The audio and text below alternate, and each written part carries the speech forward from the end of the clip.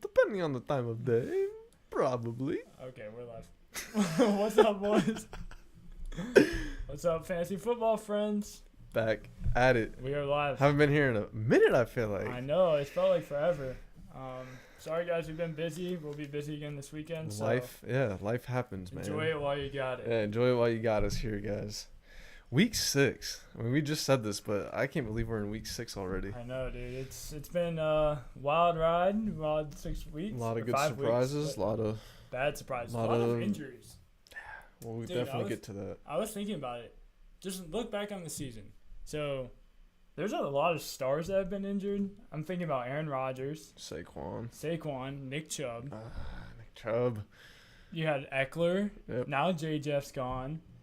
Who else? I mean, now Achan. I was gonna say no. I mean, I consider him a star right now. Oh yeah. Like he's averaging like 12 yards a touch. He's insane. Yeah. There's J.K. Dobbins. More. J.K. Dobbins. You got other guys. I mean Cooper Kupp to start the season. T. Higgins has been out. The season. T. Higgins is now out. So guys, we've been flooded with injuries. Yeah, unfortunately. Just hope that your guys stay healthy throughout the whole season. You might just end up in the bowl. Yeah, if your guys are all healthy, yeah, exactly. Yeah. So there's that. I just wanted to talk about that a little bit. Bringing us the news. I'm on the job now because you lost your computer. No, because my brother needs my computer for homework. All right. Marquise Brown did not practice Wednesday. He's dealing with an illness. Don't worry about it too much. It'll be fine. It'll be fine. Keontae Ingram is limited at Wednesday's practice, so James Conner is on the James IR Conner's now. on IR. Keontae Ingram, someone that could step up and take some snaps. DeMercado looked pretty good. DeMercado and had 100% of the snaps. I will say he's listed. I mean, Keontae Ingram's RB1 right now. DeMercado's listed as RB2, but I feel like from the small sample size, DeMercado has looked like the superior back in my opinion. So he played all the snaps too. Yeah. So that's pretty impressive. DK didn't practice Wednesday. Looks like kind of like this is based off the ribs. So I mean he's been dealing with that for a while. This is just a maintenance thing. He did have the bye too. So I think he'll be fine. Like you said, it's just maintenance. Yeah, bye too. Geno Smith practices in full Wednesday, so that's a good thing to see. Zay Jones did not practice. Keep an eye out for Zay Jones. Obviously, if he comes back, you are going to see a hit to probably either Calvin Ridley or Christian Kirk. Who do you think that would impact more? I don't really know how to view that, dude, because like this was a week where we saw all three of them be fantasy relevant. Yeah. Because Zay Jones had a touchdown and a few other catches. Ridley obviously led the pack with over 100 yards, and then Kirk still had 6 for 78. So, I mean, obviously, I would say it impacts. I personally think it would impact Kirk more, just because Kirk's looks are already kind of limited in a sense. Calvin Ridley's the wide receiver 1. He's in there on 2 wide receiver sets.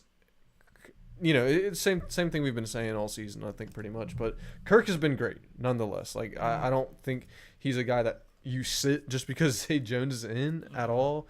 Like, guys, I'm a big Kirk guy. Said this every week, I feel like.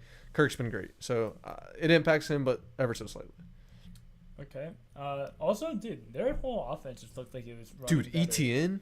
With Jones. Oh, my goodness. Oh, okay. We don't have to talk about that. I already told you who I've been going up against that running back these past 3 weeks. Yeah. Every running back I go up against is having their best game of the season so far. So, thanks. Look out for a big Dameon Pierce game. Robert Woods, non-participant. Are you playing Dameon? Yeah. I was like, wait, why is he saying that? Robert Woods did not participate in practice. He just didn't want to be there.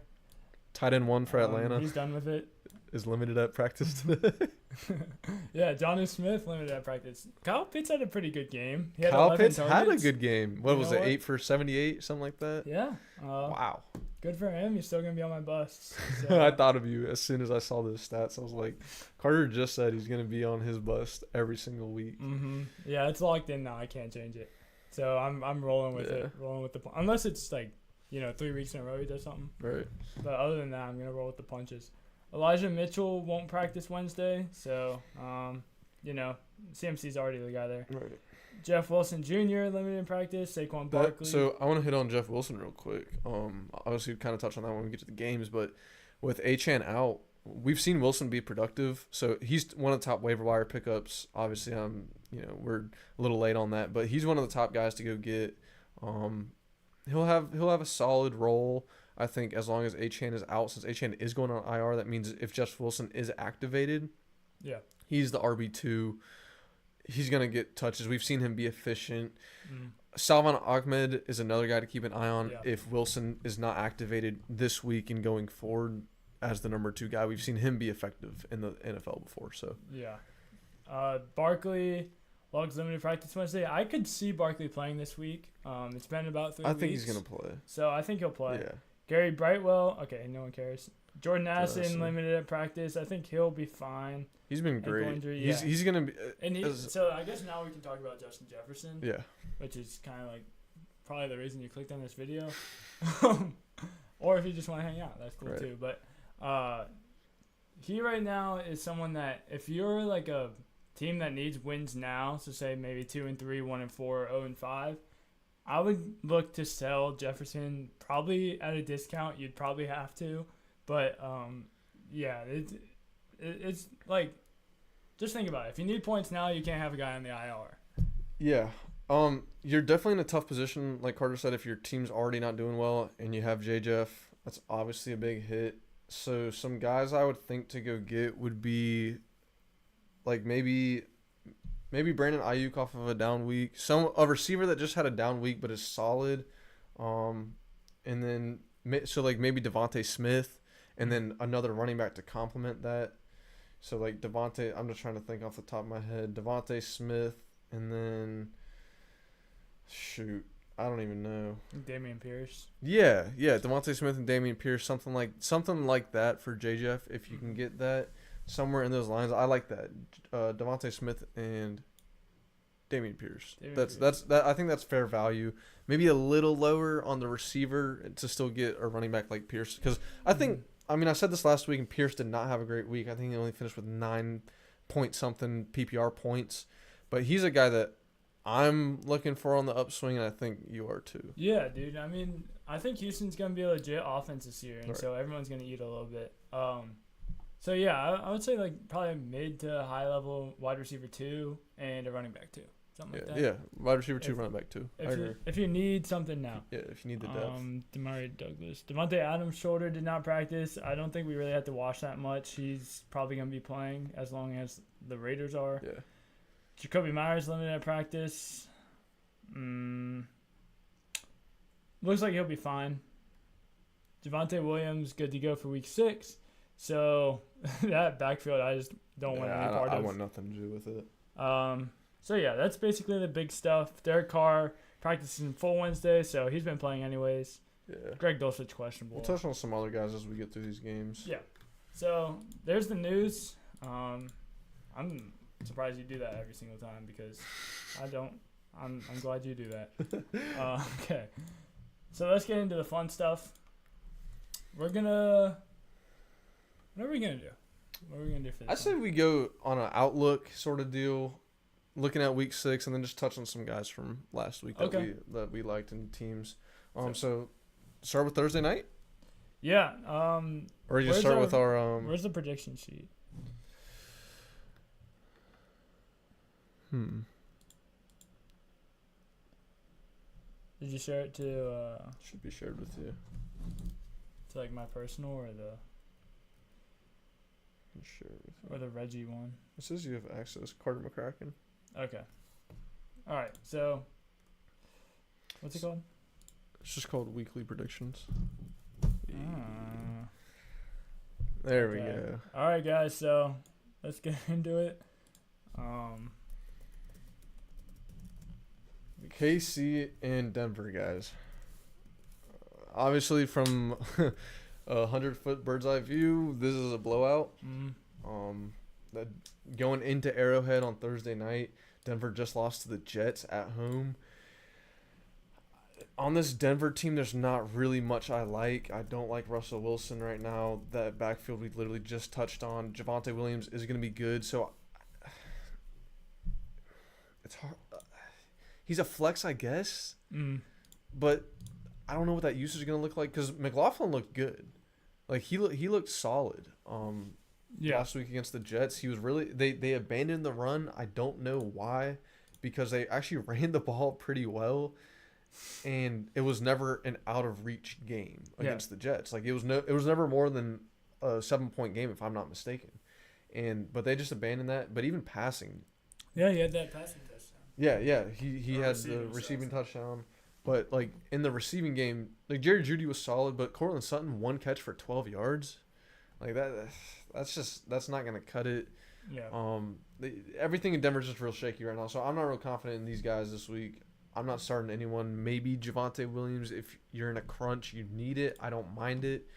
When it comes to KC, though, you're starting all those guys. One guy I want to highlight is Rashee Rice. I've been talking to you about him this past weekend before the game started. He's a guy where if you look at the metrics for receivers and like on a per snap, per route basis, he's been very, very efficient. A lot of red zone targets, 8 red zone targets this season, guys. Leads KC. When he is in the game, he's getting the ball. Yeah. So, like, he's one of those guys, I don't know if you've been following us since preseason or just a few weeks ago, but we really touched on rookies before the season and how they can impact your team and end up carrying your team at the end of the season just because they get more acclimated to the NFL life. Rashee Rice is that guy for me this year. Like, I really do think that near the end of the year, he's going to stand out as that wide receiver one in that offense where clearly Sky Moore is not, clearly Kadarius Toney's not, and then it's just a bunch of, it's receiver by committee right now, but I really do think Rashee Rice is gonna take that role. So he's a guy that needs to be a top waiver wire pickup for you, especially if you have someone not so good on the end of your bench. Rashee Rice, get him, pick him up. Trade Waddle and Addison for Devontae Adams.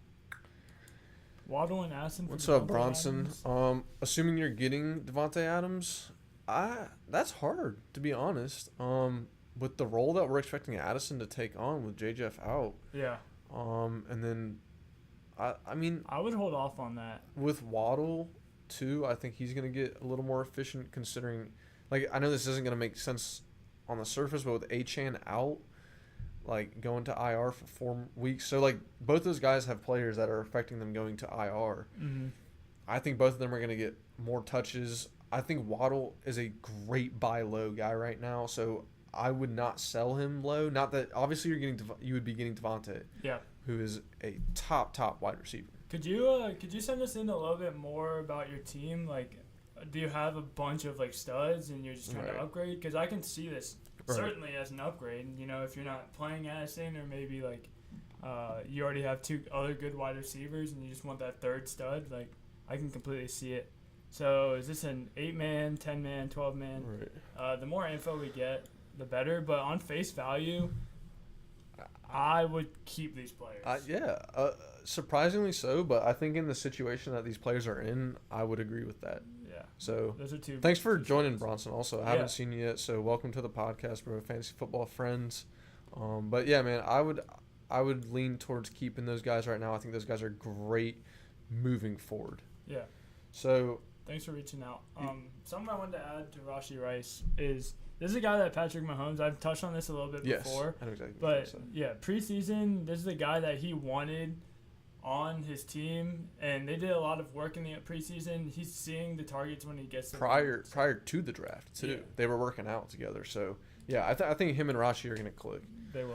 My wide receivers in flex spots would be Chase, A.J. Brown, Amon-Ra, Okay, so... Yeah, I got no problem with you doing that, dude. And JT, if I do the trade, or it would be Chase, AJ, Amon-Ra. Yeah, because, I mean, you can't even use Waddle. Dude. Yeah, you're not going to use Waddle or Addison in that team. I would trade for Adams. Sure. If you got Chase, AJ Brown, and Amon-Ra, and then you get I mean... Bronson, I would do that. And JT, so... yeah. I mean, like... I'd like to know who your running backs are because you could go get a stud running back because if you already have 3 receivers, assuming you have 2 receivers, 2 running backs, and a flex spot.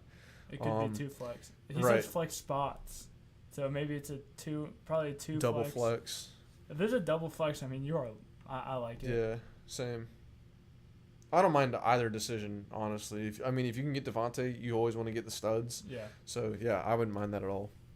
All right, so, yeah, as we said, just the more information, the better. My RBs are Kamara and ETN. Dang, dude. So, yeah, you have Kamara, ETN, and JT. And then you would have those 4 receivers. Yeah, I mean, I would make that trade. Absolutely. Yeah, for sure. Kamara and ETN. I know he had a hell of a week. And Chase and A.J. Brown. Oh, my God. Okay, so it's a triple flex. So 3 Chase, flex. A.J. Brown, Amon-Ra, Devontae at flex, and then JT and... So it would be Kamara and ETN. Yeah. Chase, A.J. Brown. And then his flexes would be Amon-Ra, Devontae, and JT. Yeah. So I guess it's kind of like, you sacrifice the depth for the studs. Yeah. So I say go for it. I like it. That'd be a dirty team, dude. I did just hell of a draft, man. If that's yeah, bro, that's crazy. I think Jamar Chase might be wide receiver 1 going forward. With Higgins out and the way that he looked at Burrow last week. If they can make things work. Yeah. But Broncos Chiefs, man. As we were saying, you're starting everyone on the Chiefs. I'm not really worried about them. Right. Dude, I think we're both going KC there. Yeah, I already locked that in. Yeah. Last time that the Broncos beat the Chiefs was September 15th. Guess the year. Mind you, they're divisional opponents, so these teams play twice a year. 2015? Yep. You actually guessed that right. Did you already know that? No, I didn't. I was just thinking because still have MT, Sutton, and Tank Dell on the bench. Oh, yeah, receivers only have 3 running backs, though. So I would look to maybe trade like MT and... I mean, if you can trade 2 of those backup receivers for another running back, maybe just for security, but... Yeah, I like the trade for Adams. I'm sending it. I'm sending that. Because you have MT Sutton. I'm sending Adams, and I would rather, like, in your position, I would rather go get someone like, Eckler or, I'd rather go get a top tier running back, but getting a top tier anything in your position is you're on the right track for sure. So moving to our next game, we got the Commanders and the Falcons. Not really going to Atlanta. Not sure what to expect for this game. Obviously, my Commanders came out. We skipping the Ravens? No, I got you. Let me know. Okay. Are we on different? No, I just have the Commanders like marked as my team, so they show up first. Okay, got you. So we'll start with Ravens Titans though. So going to Tennessee, Titans lost a heartbreaker against Indy. Really good game though. Ravens. I guess we can start with them. Absolute stinker against Pittsburgh, dude. And it's not like they played bad. Like, all the plays were there. Perfect. They just did not execute. No one could catch. That's the definition of, like, drawing things up, having everything in place, and then not executing. Yeah, it's not even like Lamar was having a bad game or anything like that. It was just... I will say Lamar has to hold on to the ball. I will say that. Like fumbling. He's had fumble issues this season. Yeah. But, I don't know, man. Ravens Titans should be a gritty game. I would think another low scoring affair. I'm sure the over under's 41. So yeah, I mean that's pretty low. You're starting Lamar. You're starting Mark Andrews. The running back situation is really murky. It's not like any one guy is really pulling away. Justice Hill had a pretty good game. Yeah. And looked like very electric. Right. Receivers, Zay Flowers did have he's having a monster like target share. Zay Flowers is. So I like Zay Flowers moving forward. He's a rookie I touched on a while ago. I like him. I think he's in your lineup moving forward. Tennessee has a very exploitable pass defense. We saw Josh Downs, who was my sleeper this week, have a great game, and Zay Flowers is almost that exact same mold of player. So I'm looking for Zay Flowers to have a great week against Tennessee. On Tennessee's side of things, it might be kind of tough sledding, but it might be a game that favors them with, they like to be in those low-scoring matchups. So Tyjae Spears is a top waiver wire ad. That is for sure. He had that good touchdown. really solid 30 game. 30-yard touchdown. He's just an efficient player, and he's a dual threat out of the backfield. So I like Tyjae Spears. Obviously, Derrick Henry, I don't know how to ever say something about him because we talked about this before. It's like you say he's bad one week and he does well, and then you say he's good and he bust. So the games that they win, he's gonna have a good game, and right. the games that they lose, he's gonna have a bad game. Yeah, bad game. Right? Yes. Okay, but I am actually just gonna neglect to comment on Derrick Henry for the next 3 weeks. Same. I think I've lost my privileges on commenting on Derrick Henry because I just have. So that's all I'm gonna say about him. The way I think about him right now is if they have a good matchup and you think they're gonna win that game, which it's hard to project if the Titans are gonna win. Right. He's a guy I would sell high after like a big game. Yeah. Maybe package a little bit, sprinkle something on top with it. Yeah. Something I will comment on though is Tajay Spears, and he has like 50% of the snaps this year. Yeah. And Derrick Henry's at like 56. Right. So I mean, it's pretty even. I think they just start to look towards the future at some point. Right. But yeah, let's keep rolling with this game. D-Hop had a monster game against the Colts, guys. He's a start. He's a start for me every week. I'm a big D-Hop guy, but it is hard to predict this Titans offense. But D-Hop's just way too talented to not be playing. He's a start for me week in and week out. But outside of that, there's nothing really exciting about this Titans offense. So yeah. D-Hop did have a good game, which is pretty promising. He had a monster game. Yeah. So that's that for that game.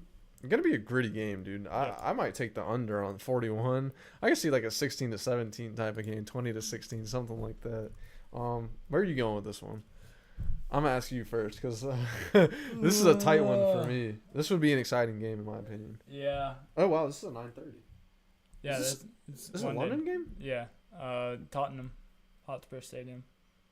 Okay. Which they have like one of the most. I think it's like the second most loyal fan base in the. So they're gonna be going crazy. Soccer. So yeah, that stadium is huge. Gotcha. So it's gonna be a wild. London always goes crazy too. Yeah. Fans over there are just sick.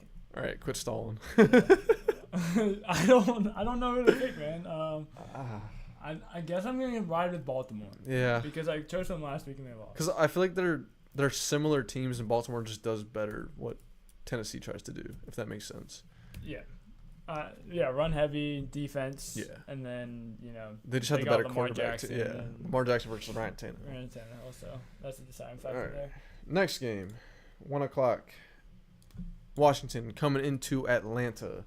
Obviously, my Commanders sucked last week. I don't really know what to say about them because I don't know if my bias comes in or not, or if I'm just like super down on them. Atlanta, I want to give Atlanta props right here. They have a good defense. Like that pass defense is good. The run defense is solid. I think this Falcons defense is good moving forward, and we have to take them seriously when we have players against them. Because Nico Collins did not have a good game. He had 3 receptions for 39 yards, and I was like, oh yeah, they're playing the Falcons. They're gonna put up numbers. Same with Dameon Pierce. He was my sleeper of the week at running back. And it's like we have to really start respecting them. So props to Atlanta there. On the offensive side for Atlanta, this was kind of an anomaly game for Desmond Ridder. First time he's ever thrown for 300 or more yards. Yeah, hats off to him, bro. Yeah. I mean good for he did it. Bijan obviously is a start each week. Kyle Pitts is going to be a headache, guys. If you want to start him, go ahead. Tight end is already murky as it gets, and Kyle Pitts is kind of the definition of that, kind of embodies that. So, I mean, I don't mind starting him. I know Carter's going to tell you no, but it's just it's hard to tell you on a week-to-week basis, and I don't really like to say anything because it's like you're gonna look like an idiot one way or another. Yeah. Receiver wise, we well, you know where I stand on that. Yeah, and you guys should too by now. Receiver wise, the Redskins suck at guarding receivers. I think Drake London is a start this week. I can say that with confidence actually because we're just not good. They also traded for Van Jefferson, so I assume he's going to take the number 2 role there. Not so good for your guy, Mac Hollins. But I think Van Jefferson, I think he could see an expanded role. I think it's good for him. I think it's good for the Rams. It's just, it was mutual interest, supposedly, so that's exciting for Van Jefferson. He's a talented receiver. We've seen him get it done in this league before. Commander side of things, like, Terry's almost benchable right now. Like, it's hard to say that because I feel like when we say that, then he just goes off and proves us, who he is. But this is a really good Atlanta defense, like we were saying. I do like Logan Thomas, though, and what we've seen from him. I think this game is going to favor Brian Robinson on the ground. Yeah.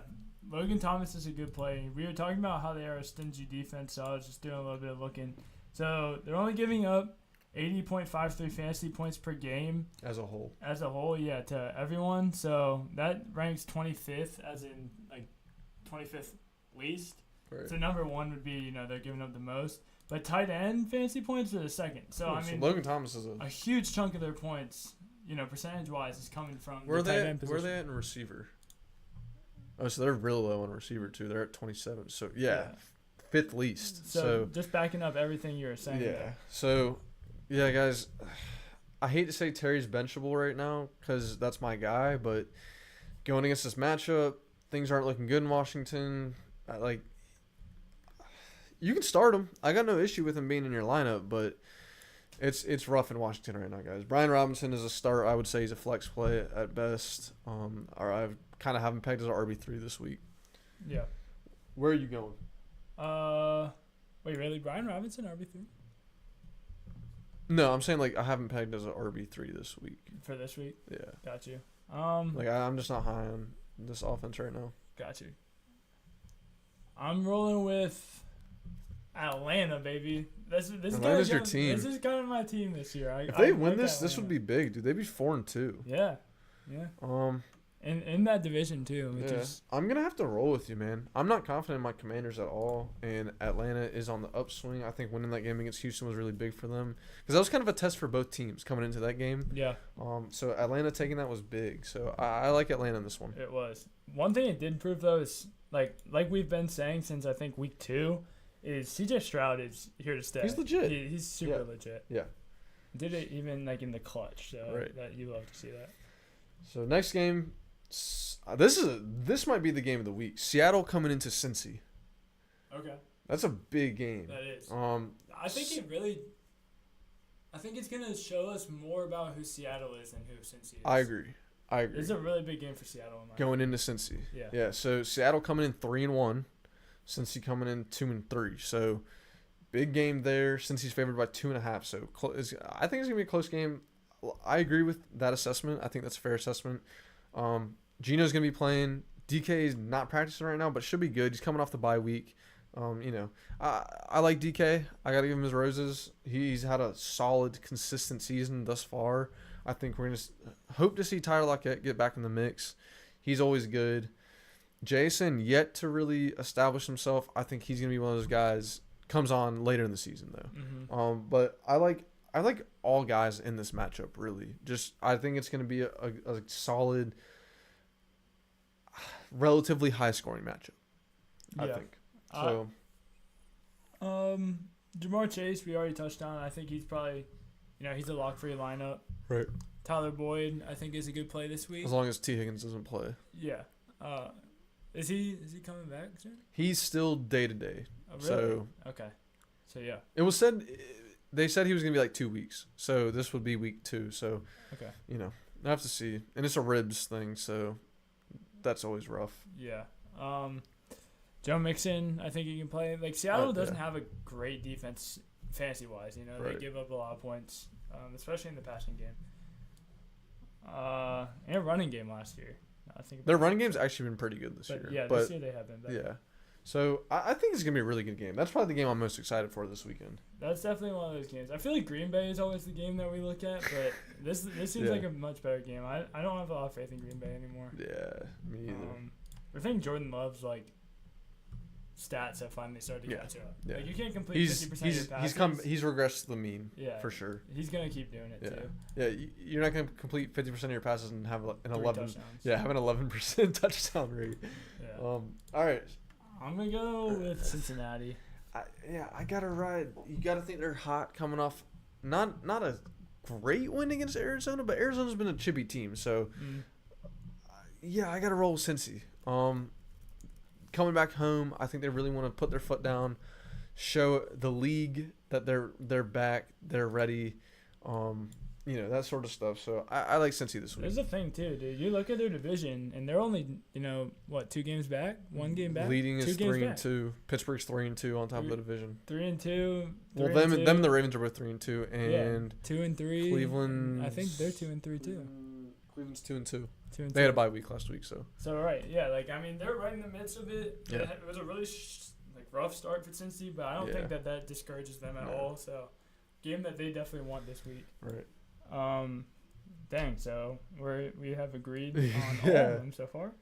This next one is gonna be interesting. My underdog team of the year, Colts and the Jags. A classic. Yeah. Classic. Our favorite AFC South. These are the best matchups. These are the best games in terms of competitiveness, low key. Bro. AFC North are like my least favorite games. Yeah. Because they're just so chippy. Ugly. I mean, I love that type of football. South is like a more fun ugly. I agree. We saw that Houston game was really good. So. Yeah. And the Colts Tennessee game last week was really good. Mm-hmm. So starting with Indy, obviously the big news, guys, is Anthony Richardson's going to be out for an extended period of time. Really unfortunate because Jonathan Taylor just came back. Wait, Atlanta's not in that division. No, Atlanta's NFC South. Yeah. Sorry, guys. I was tripping. Anyways, as I was saying, guys, Anthony Richardson out for an extended period of time. I was waiting for Jonathan Taylor and Anthony Richardson to just explode. And now Anthony Richardson's hurt. I hope he gets better. AC joint sprain supposedly must be really bad because we saw Derek Carr play through that, and he's practicing a full already. But I hope Richardson gets better.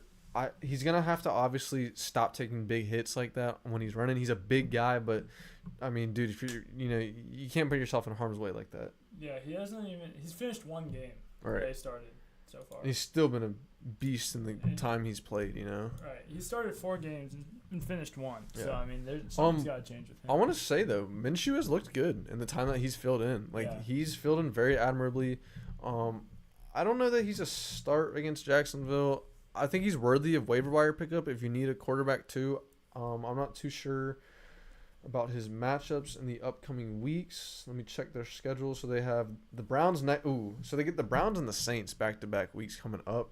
Not great matchups in terms of the passing game. And then they see the Panthers, which also isn't great. But then they see New England, Tampa Bay, the Titans. So Anthony Richardson probably coming back sometime after that Titans game. That's a rough schedule, though, in terms of defenses you're seeing. So we'll have to see as the week shapes out. But he could be a streamer moving forward. He's looked solid. Another thing to touch on in Indy is that running back situation. You're a Taylor owner, so I'll kind of let you put your perspective on things. Yeah, so I was super excited to see Taylor back. I think me and 90% of the population started him. If you're one of those crazies that starts Zach Moss, hats off to you. Yes. You have the best running back in the NFL right now, apparently. I mean, 195 yards and 2 touchdowns. Yeah, against a team that hasn't given a 100-yard rusher in decades. The Titans' run defense is for real. Legit. Zach Moss really showed his true colors, I guess, and the Colts are probably pretty pissed that they just paid Jonathan Taylor so much. So, just a weird organization. Yeah. A lot of questionable decisions these past 2 or 3 years. I guess Jacksonville has a solid run defense. You're just gonna continue to sit Zach Moss and regret it, and then eventually you won't. Yeah, I feel like you have to start him until he proves you otherwise. Or See, until I'm the other way. I think you just sit him and keep taking the L. Really? Unless you're in a position where you don't have anyone you can slot in, because you might take an L, but imagine starting him and then it's the week that Jonathan Taylor I feel like gets all his snaps. but I feel like before we see that, we're gonna see an even split. You know what I'm saying? We'll see a game where there's an even split, and then Taylor will take over. Okay. I don't think it's just gonna be a week where especially coming off a week like that. Yeah. There's no way Zach Moss is just completely phased out. Okay. In 1 week after having almost 200 total yards and 2 touchdowns, if that makes sense. No, it does. It does make sense. I mean, it's easy to see both views though, because it's there's no way Taylor doesn't recoup that share. Yeah, me personally, especially getting paid that much.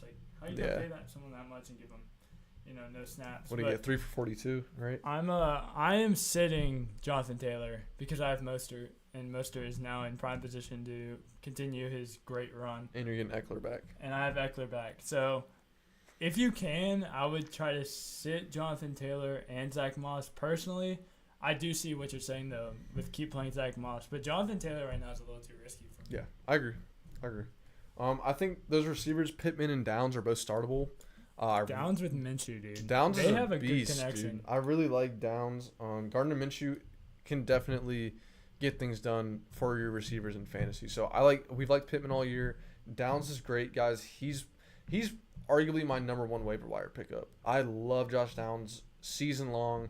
He's a great talent. I watched him a lot at UNC, so I really like him moving forward, guys. He's a guy that I think you can flex, and he's gonna get targets because he knows how to get open. Mm-hmm. Him and Jordan Addison have a very similar skill set.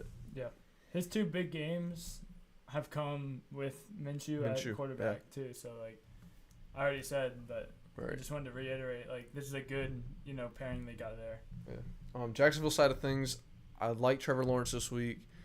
You start Ingram, you start Ridley, you start ETN, you start Kirk. Like I think the Jags offense that was a really solid win for them. Mm-hmm. I think they got the little they definitely got the advantage staying over in London for the week. You're totally acclimated versus just coming in. So I like the Jags offense this week. I think you play all those guys. A rematch of week 1 where we saw Ridley go off. So yeah, I like all those guys. I think you start them. Yeah. Where are you leaning? We're in Jacksonville. In Jacksonville. I'm taking Jacksonville. I think they build off of this. You're taking Jacksonville. Yeah, both teams are 3-2. I think they build off of that win. I think they want to show. I think it's kind of like a Cincy situation where they want to show like, okay, we're legit. Like we're here. Man, just the way that Zach Moss was dominating. Yeah, I mean, they don't have Anthony Richardson. I mean, I'll go Jacksonville too. Play it safe. And we are taking all the favorites. Have we taken all the favorites? Yeah. All right, I'm going Colts. Oh, come on. Stick with me. It's in Jacksonville? Yeah, it's in Jacksonville. All right, whatever. All right, I only take the Colts on this podcast. All right. I guess that's true. That is true.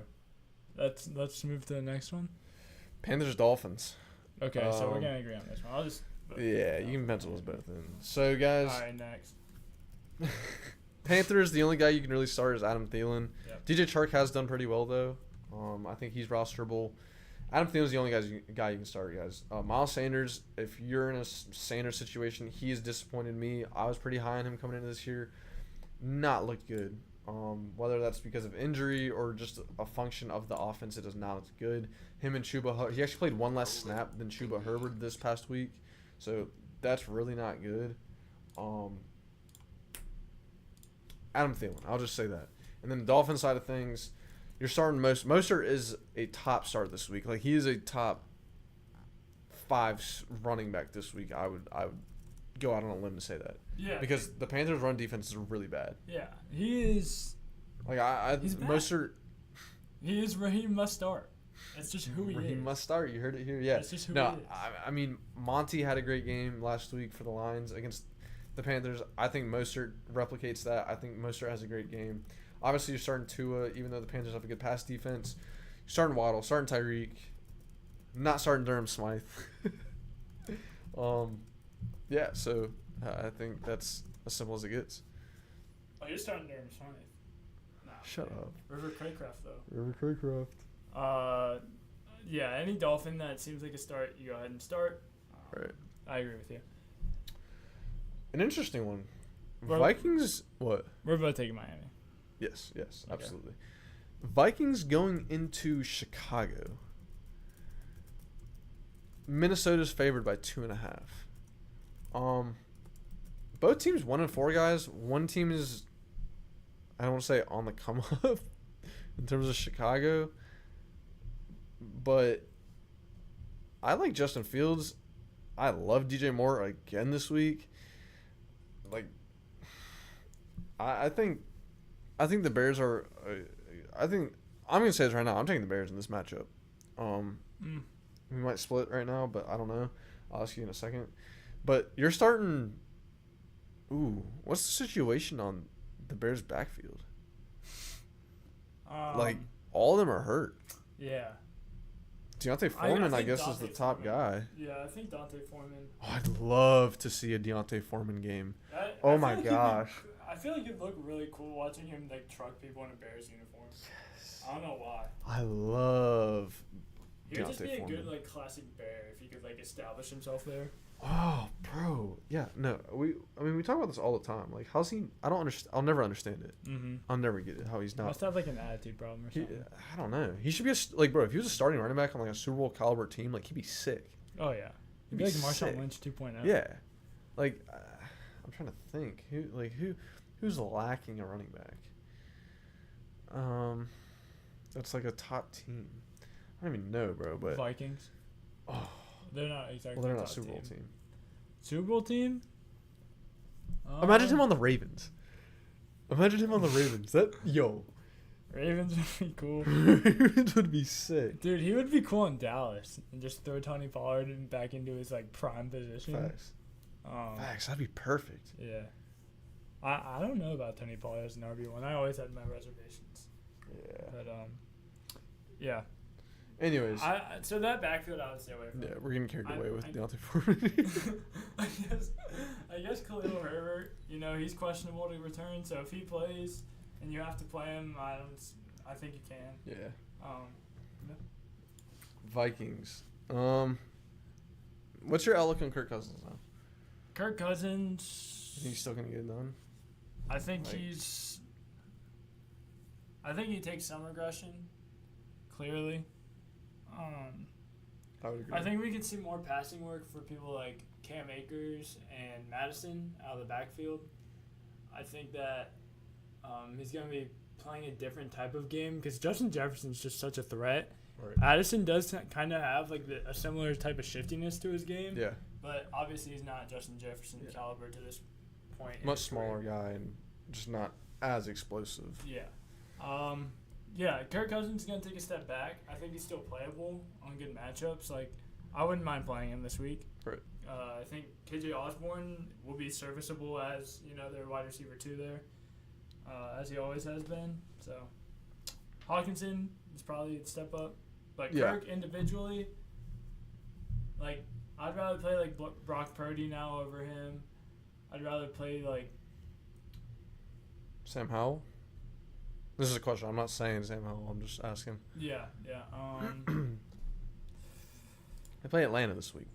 Yeah, I wouldn't play Sam Howell over him. Okay. Yeah. Because the Bears is a good matchup. I agree. I'd play Patrick Mahomes over him. No, I'm playing. So, like, yeah, he's exactly where he always will be. He'll be like QB 14 this week or something. Uh-huh. Yeah. So, yeah, I mean, those running backs are both... I think Madison is startable this week. Cam Akers still yet to really be seen.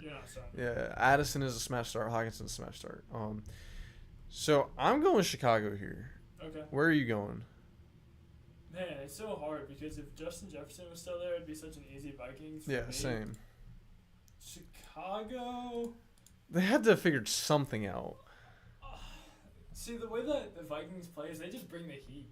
Facts. Like every play. So, is that going to favor Justin Fields or is it going to not? Is the question. Now, they have been getting it out of his hands very quickly. That's kind of the adjustment they've made. Is he's finally not just sitting with the ball for 5 seconds until he gets sacked. Facts.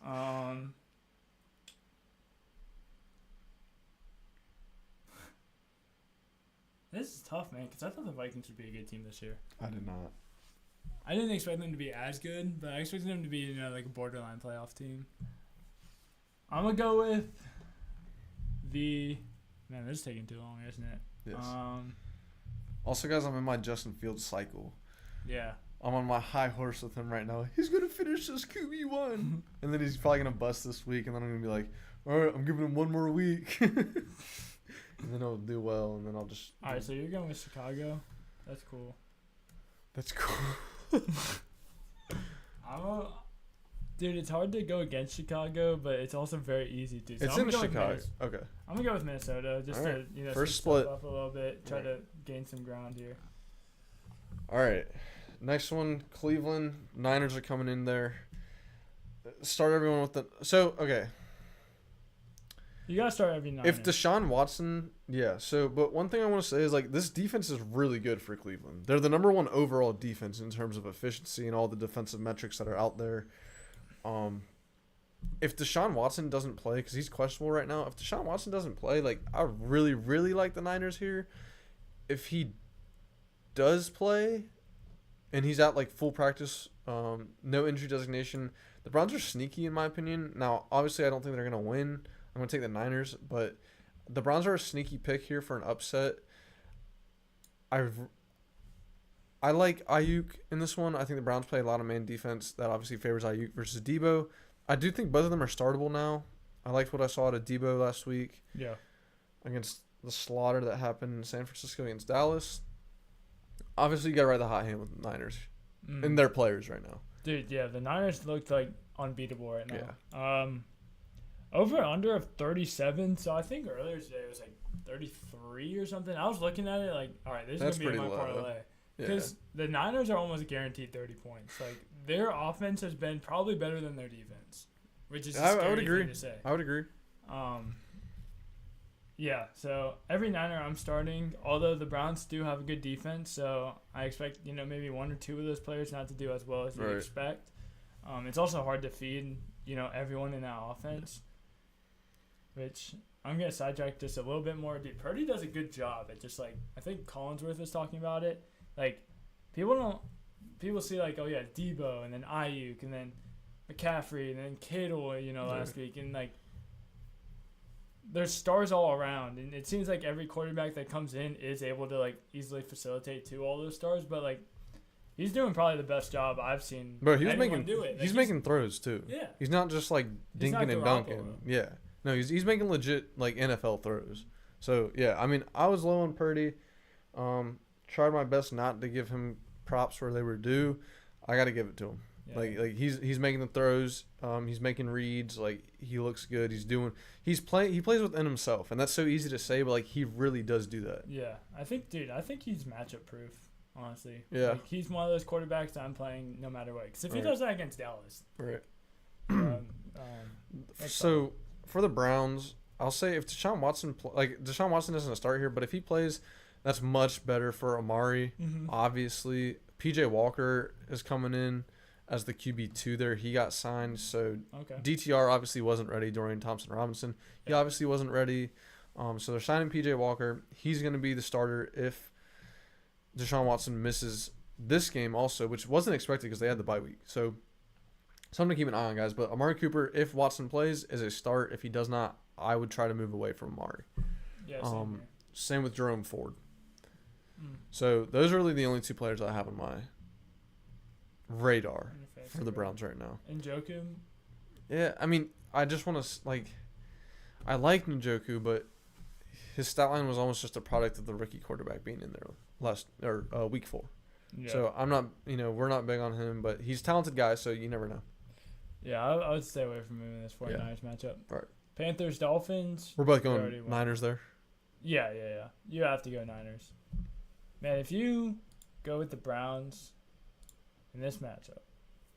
I wonder what the money line is. If Deshaun Watson plays, I would not be afraid to say an upset. It's a -7 spread.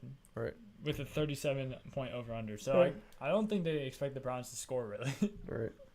Because you know that San Fran's good for at least 24. 28-10, something like that. Yeah. Yeah. It's a blowout, really. So, moving to our next game, we got the Saints and the Texans. This is an interesting one to me in Houston. Derek Carr practicing in full is huge. Obviously, Chris Olave is not practicing in full right now with a nursing a toe injury. Mm-hmm. So that sucks that they're not on the same page right now. Obviously, if Olave is to miss any time, Michael Thomas is huge, and Rashid Shaheed should play a much larger role than what we've seen him the past few weeks. Mm-hmm. So I like Kamara. I like the whole Saints offense here. I think Texas. The Houston Texans have a solid defense. It's nothing crazy, but it is a solid defense and a bit of an overlooked defense. Mm-hmm. They're bottom. They're the 11th They allow the 11th least points in the league. Yeah. In terms of fantasy points. So like middle of the pack, but on the lower end, more impressive side. Yeah. So they're good against quarterbacks. I'm just looking at the stats. Solid against they're solid across the board. They do allow 14.9 points per game to tight ends, but tight end is so murky in New Orleans that's tough to really value at all. Yeah, we saw Juwan Johnson on the injury report too. Right. Shout out to Foster Moreau though. He got his first touchdown coming back from cancer. So shout out to him. Is this a Taysom Hill game? Perhaps. Did not do that. He's been getting his usual BS snaps. Oh, the Taysom. I was so hyped when I saw Kamara get that goal line touchdown against the Patriots. I was like, oh, thank you. I did not want to see Taysom Hill running that thing in, dude. I would have been pissed. Oh, Taysom. But guys, I like all the Saints players. I really like all the Texans players too. I mean, I know we like Saints defense a lot. Yeah. But I think Stroud's legit playing at home. It is only a 1.5 point favorite to New Orleans, so that's kind of interesting. But I like Houston's players here. I like CJ. Dameon Pierce might have tough sledding, but I think you get him in your lineup. They're trying, like they're really trying to feed him the ball. Mm-hmm. And then I think Nico Collins is a great play with Tank Dell not practicing due to concussion. So Nico Collins is a smash start for me this week, real bounce back. One guy I want to highlight is Dalton Schultz. He had a huge week against Atlanta. So a tight end that I think is climbing up in the rankings right now and in the season-long outlook. So good things for Dalton Schultz. He's a stash for me. He's a good waiver wire pickup if you need a tight end too, if your guy is on bye or injured, something like that. Dalton Schultz is not the worst you can do. Yeah, I just want to give my hats off again to CJ Stroud, man. He's really doing it. And then Dameon Pierce, you said they're feeding him. I mean, 84 carries on the season. Yeah. Look at guys like David Montgomery at 88. Josh Jacobs at 82. And then Kyron's at 77. Yeah. Zach Moss is at 89, and he's been getting fed. Dude, yeah, he's insane. McCaffrey's at 99. So, yeah, he's only, 15 rushes behind McCaffrey. Right. So, yeah, I mean, I really like that for them. You got anything else for this one? Oh, yeah, I guess prediction. Besides who you're taking? Nah, nothing really. I think that's going to be that's another interesting game. I like CJ Stroud, so I'm going to be watching him. Yeah. 1461 passing yards in the season. Yeah. That's pretty impressive. Where are you going with this? I'm going to go with... That's a tough one. Man, I feel like I don't know what to think of the Saints. I don't feel like I don't know what to think of the Saints. I actually just don't know what to think of them. Right. You have to think Olave as a bounce back week if he plays, because 2 very bad weeks for him. They're playing good complementary football too. Like not only on offense with the pass and the run, but their defense is doing well. Like, and Carr's gonna be at full strength. If Carr's at full strength, I gotta. I don't know. I like New Orleans. It might be because I like Kamara so much, but also I want to touch on this one just for a second. With Jamal Williams coming back, guys, and you and I were talking about this. I'm a Kamara owner. I'm a delusional Kamara owner, so I probably will not follow my own advice. But I think Kamara is a really, really, really solid sell high. I think with the usage he's been getting, and he's put up 21 last week, 18 this past week. So he's averaging 20 points right now. I think Kamara is a great sell high candidate if you're looking to get some depth on your squad. I think Jamal Williams coming back is going to take away some of that red zone opportunity. I do think I like Kamara season long, guys. If you have him as an RB2 or as a flex, I think you're fine. But if he's leading the pack for your RBs like this guy, I don't think he's the worst sell high candidate. So I just got to throw that in there. Yeah. That's going a tricky situation. Yeah, we were talking about that, and I didn't really know what to think. Because he is a good sell high, and Jamal Williams is that dude. Jamal Williams is not that dude. I cannot stand Jamal. Like, he's just not good. Like, he gets a lot of touchdowns, but he's just not good. Like, his efficiency metrics are awful. But if he scores 17 touchdowns, obviously it's going to look good. Yeah. I'm going New Orleans in this. I think New Orleans just has the more complete team. I think they're more mature. Like, I like them in this one. Although I would hate to see the Texans at 2-4. Yeah, I'll go with the Saints as well. I mean, You kind of sold me there.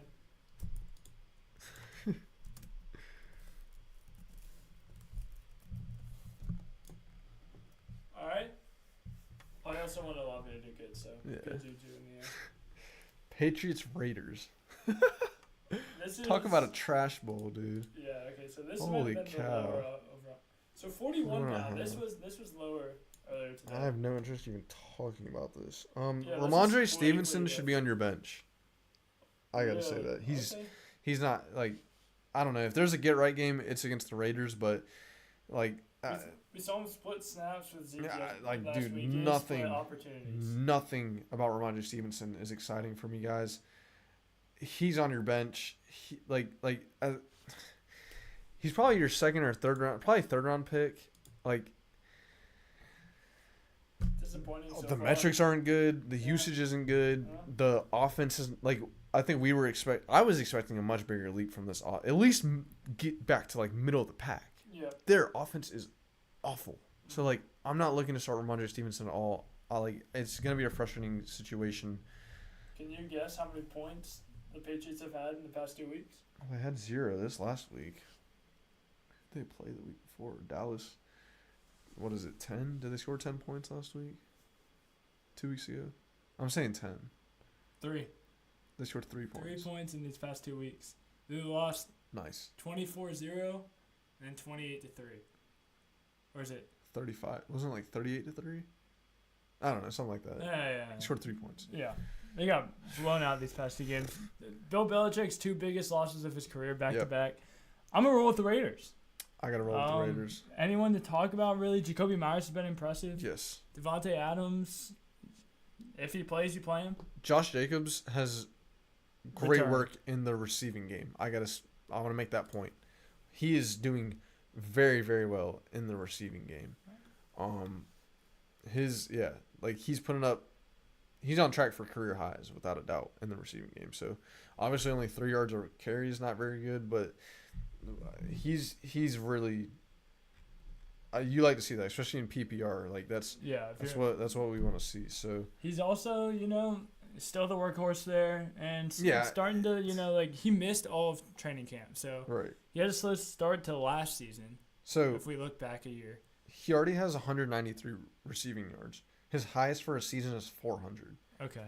So he has almost half of his career high in 5 games.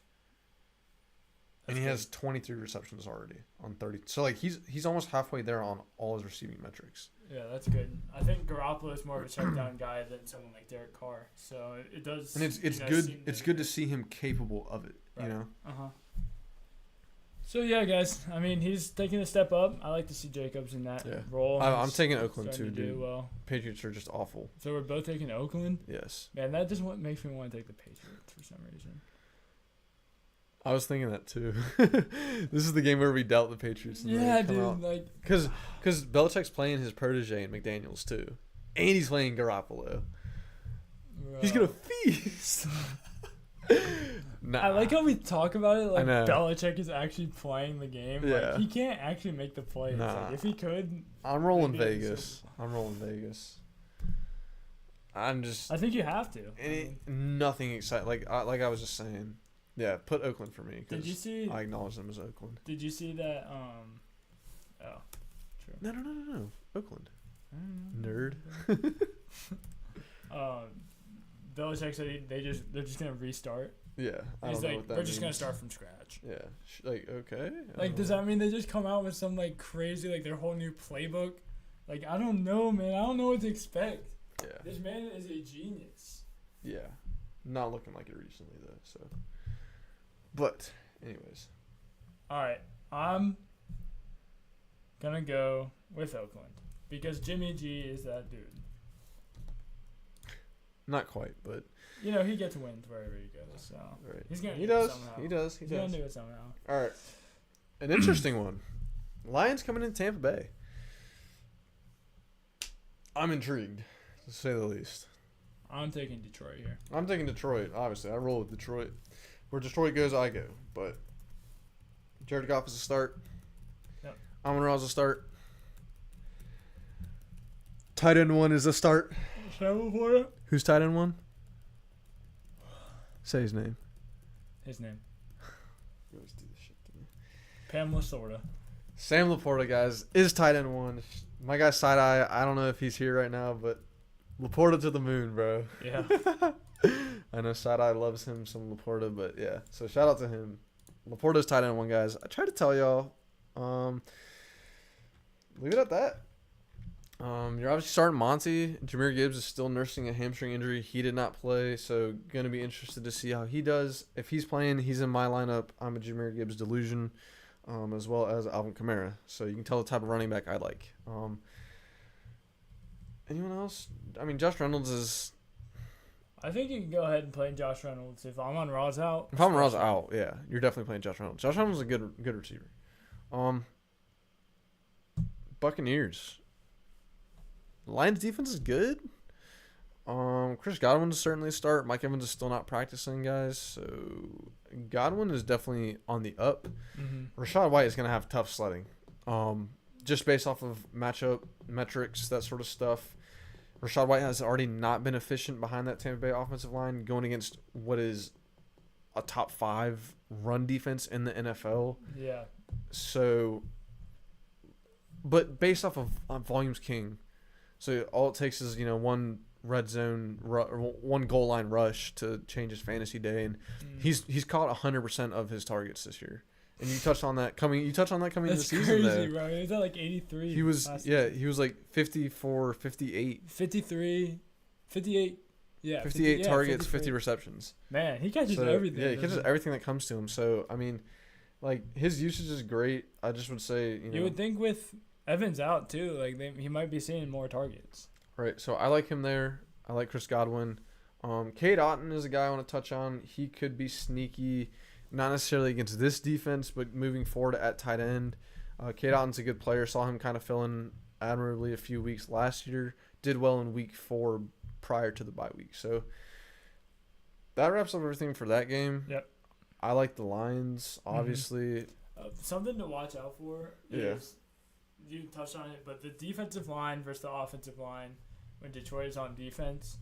Aiden Hutchinson right now is leading all pass rushers right now with 6 pressures. Now he hasn't gotten the sacks eventually yet, but they're coming. I think he has like 4.5 sacks on the season or something like that. Okay, but he makes an impact everywhere, dude. Yeah. Like he's getting picks, fumble recoveries. He's like, a beast. Yeah. Shout out to Alan McNeil though too, the defensive tackle. Big guys don't get enough love usually, but he's a beast. He's been a beast. Aiden Hutchinson, 4.5 sacks, 4 tackles for loss, 4 pass deflections, an interception, a forced fumble, and a fumble recovery. So he's doing it in all phases of defense. He's everywhere, dude. Yeah. I want to watch him this week. He's good, dude. He's gonna be really good. Yeah, so I'm starting Detroit defense. I might go ahead and pivot away from them, but I actually kind of like it. I don't know Not why. the worst you could do, dude. I'm not completely bought in on Tampa Bay yet. Like as a good offense. Yeah, I feel like it's kind of rough to say that, but it is. It's hard to say. It's definitely a bold. because they've showed it the whole season so far, except against Philly, really. But that's a little understandable. Philly's just a unit. It's a bold prediction, but it's my bold prediction, and I'm sticking with it. Next game. Yeah, Detroit. Yep. Next game, Cardinals coming into LA. LA has another home game, so should bode well for them. I'm looking for a real bounce back game from them. I think you can pencil me in there too. Although the Cardinals are a chippy team, dude. Like I gotta give them the credit, but with James Conner out, Josh Dobbs lost a little bit of his magic last week against Cincy. Saw 2 turnovers there in the passing game. Did throw for 2 touchdowns though, so I think Ertz and Marquise are definitely serviceable players. Obviously, I think they're in your lineup, like undoubtedly. Marquise Brown right now is wide receiver 12. Yeah, he's had a great season. So shout out to Marquise, a guy we were both kind of higher on than consensus coming into the season. For sure. But I think the Rams, dude, with Kupp being back, Kupp and Nakua is going to be great all season. And saw Tutu get a touchdown also. So all 3 of those guys are. Is Tutu startable in your opinion? He only saw 5 targets, which obviously isn't enough to make him reliable, I guess. He did get the touchdown. Right. But, I wouldn't rely on it either. The passing volume's there. Yeah. It's just hard to say week in and week out that he's going to be a player you want to play. I'm not excited to play him, but I don't think it's the worst play. I mean, I think that Kupp and Puka are the two alphas there, and they will be good every week. Tutu is kind of like a spot start. I wouldn't, have him as your first option at flex. If you have injuries or buys, he's sure. Yeah, if you have injuries or buys and you have to play Tutu out well, like Carter just said, definitely not the worst you can do. Dude, I was thinking about it too. I don't know why this never came to mind, but I was listening to other people talking, so I was like, oh yeah, that's kind of facts. We've seen the Rams service 2 to 3 wide receivers consistently throughout Sean McVay's time there. Right. I mean, you got Cooper Kupp and Robert Woods, and then you even added in Odell in their Super Bowl run. So Sammy Watkins was good there for a year or two. Sammy Watkins, yeah. Brandon Cooks. Yeah, Brandon Cooks, right. So Van Jefferson was relevant for a year or two there too. There's always been guys. So I mean, as I said, I think that just solidifies the fact that you're starting Puka every week, you're starting Kupp every week, and you can flex Tutu in a crunch. I think I'm gonna make a prediction here. I think we see elite Stafford production this week. Yeah, dude. I think this is the week. Yeah, his touchdowns are coming. Yeah, I think we see at least 3 touchdowns. Yeah. I want to say, I don't know. For some reason, I'm really feeling Matt Stafford this week. I told my dad to pick him up in his fantasy league. So he has Goff, but I told him Stafford against the Cardinals versus Goff against Tampa Bay. I'm excited. Yeah. This Stafford Cup stack. Facts. I'm gonna go out on a limb here and say 300 yards, 4 touchdowns for Stafford this week. I think we're gonna see a monster game. I would love that. Let's lock that in, boys. Yeah. Parlay it. I'm cool with that. I think he's gonna have a monster game. Yeah, dude. Neither do I, because I have Puka Nacua. Yeah. So I'm looking for big things out of the Rams. Kyron obviously he's coming off a stout defense in the Eagles. I said it, you said it. We were expecting that. The Rams, I think they're gonna bounce back this week. I think it's a great week for them against the Cardinals. Dude, yeah. Kyron, 81% of snaps, 82. He's leading all running backs. Yeah, he's solid. Good offense, and he's a good player too. Yeah. So I wouldn't worry about what happened. Mm-hmm. Eagles Jets, the last of the 425 games. This is an interesting one. Philly's only favored by a touchdown. Not sure what your thoughts are about that. As a betting man, I would definitely take that. I don't think this is going to be close, really. Maybe we see some defensive prowess from the Jets. You're not as high on the Eagles as I am. I love the Eagles. I'm starting to believe. I think that last week, watching Jalen Hurts do the rushing, he was kind of conservative his first couple of weeks, but we really saw him start to look like the Jalen Hurts of old, where he was rushing for 40 to 70 yards a game. They're just so dominant in. I keep saying this word, but in every phase, bro. Yeah. Literally there's nothing on offense that they can't accomplish. Yeah. I think AJ Brown. I mean, I don't know. It has now clicked to me how good he really is. Yeah. I guess I just didn't watch him that much on the Titans because I had him, so I guess I just didn't. I knew about it. Yeah, that's lucky because I guess luckier. It's good for you, man. I don't know. I mean, the Titans aren't a team you're going to be watching. Yeah, I mean, I don't know where I'm going with this, but AJ Brown is that dude. Basically, is what I'm saying.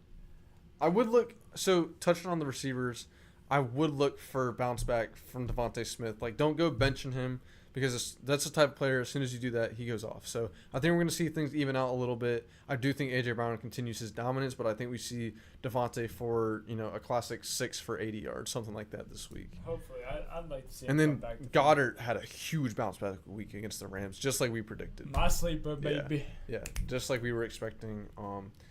And Sirianni had come out and said it going into the week, so good to see him rolling again.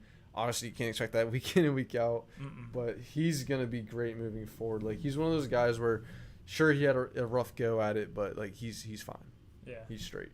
Dude, you just mentioned it, bro. They make it look so easy sometimes. No, it's the way they just dominate possession. Yeah. It was so annoying watching. Like that is the word I will use to watch them because we both had Rams players, so I wanted them on the field. It was just annoying. Like, bro, I'm telling you, Eagles like run, clock's winding, run, clock's winding.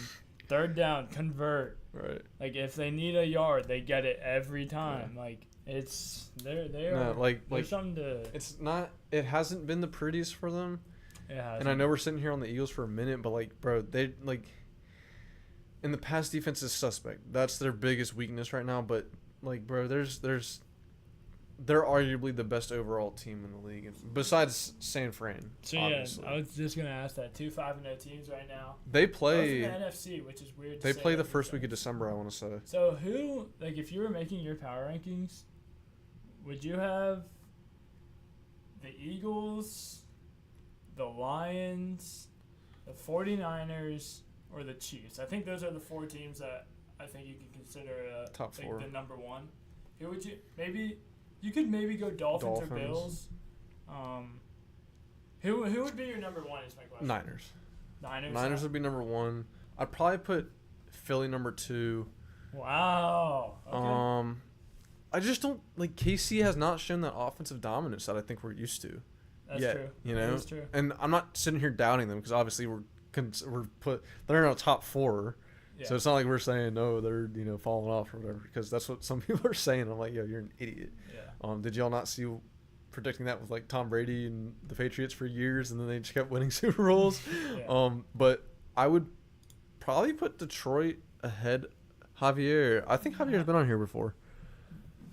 What's up, bro?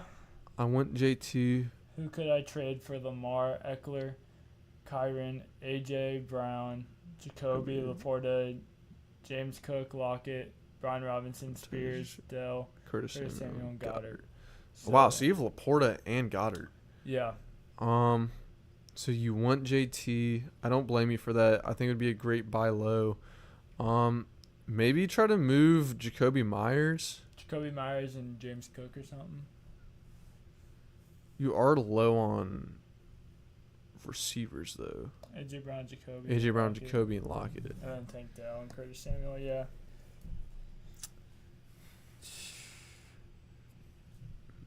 Maybe Brian Robinson.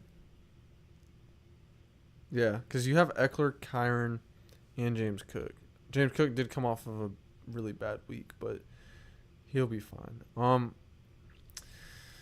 Okay, so you're getting JT. I guess you could give up James Cook and keep Brian Robinson as that guy that you need for depth. Yeah, you'd definitely be giving up one of Robinson or Cook. And then it's hard for you to remove a receiver. I'm going to be honest, bro. I would utilize one of those tight ends. Yeah. I mean, maybe you have Laporta. You have tight end 1 in Laporta, and I don't know if you just literally tuned in or what. But like we just went over Goddard and how good he was, and we expect him to stabilize that as the season moves forward. Mm-hmm. I would utilize one of those, and then either Cook or Robinson. Yeah. And get JT.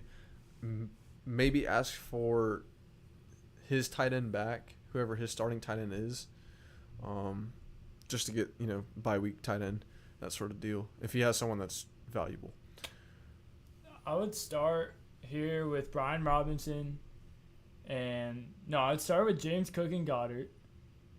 If he's not, I'd start with Brian Robinson and Goddard. Sorry, and then I would upgrade. Wait, what was that? I would. Sorry, man. I would start with James Cook and Goddard. If he's not buying that, I would go James Cook and Laporta. Okay, so Brian Robinson, Laporta, James Cook, Goddard, James Cook, Laporta. Those would be like the three like shifts I would make. Because I don't think you would do Brian Robinson and Goddard. I don't know. Goddard has a lot of stock right now. He does. I would use Goddard before I used Laporta. Yeah, certainly. It's just if you want to get the value, right. Like I know I wouldn't accept right now Goddard and Brian Robinson for JT, because depends. You get JT like. Someone could be. It depends on how the JT owner's looking at it. That's true. Because guys like us are like, oh, like dude, we're keeping J. You know, if I had JT, I'd be keeping him, no doubt, or I'd be getting what I feel is worthy value. Yeah. So I'm trying to think of what I would consider worthy value. It's kind of hard on that team because you don't want to move one of his receivers because the depth just isn't there. I mean, did you already have? I don't want to crush the whole, fire, because I'm high on JT too, and he is a buy low candidate right now. But like most people have held on to him for 4 weeks, just waiting for him to come back. So like, it's hard to move him as a JT owner. You're gonna have to come out with a fire bet, or with a fire, trade proposal, and I mean you already have Eckler and Kyron, so like James Cook and B-Rob backing up, and Tajay Spears. Yeah, so if you want him, you can say who you would go next. So my proposal would be James Cook and Laporta for JT. So I'm gonna pivot here, Javier. I'm gonna go ahead and say that you should try to trade for a receiver. I think you should use one of those tight ends. So I think you should use like Goddard and Myers and go upgrade your wide receiver too. That's what I would look to do because I think you're straight at running back, bro. Like Eckler, Kyron are two great players. Obviously, Eckler said he's like 99% sure he's going to play. So Eckler is going to play this week. Kyron's great. We just touched on him. And then you still you have Cook, B-Rob, Spears at running back, but yeah, so I would use one of those running backs, such as Brian Robinson, James Cook, like Carter just touched on. Well, I would just go get a receiver, bro. That's what I'm going to leave it at that. Yeah. I would use one of your tight ends and either Myers or one of your backup running backs, because running back is laden with injuries. Mm-hmm. So if there's a squad in your league that needs running backs, use Goddard and Brian Robinson. And then go get a solid wide receiver too. You really want go get someone like Devontae Smith, someone that's sort of a buy, or like Jalen Waddle, someone that's a buy low but is still a very explosive player. Like I think Goddard and B-Rob for Waddle and whoever his tight end is or something like that. I think that'd be very fair. I like that for you. Just trying to give you some players.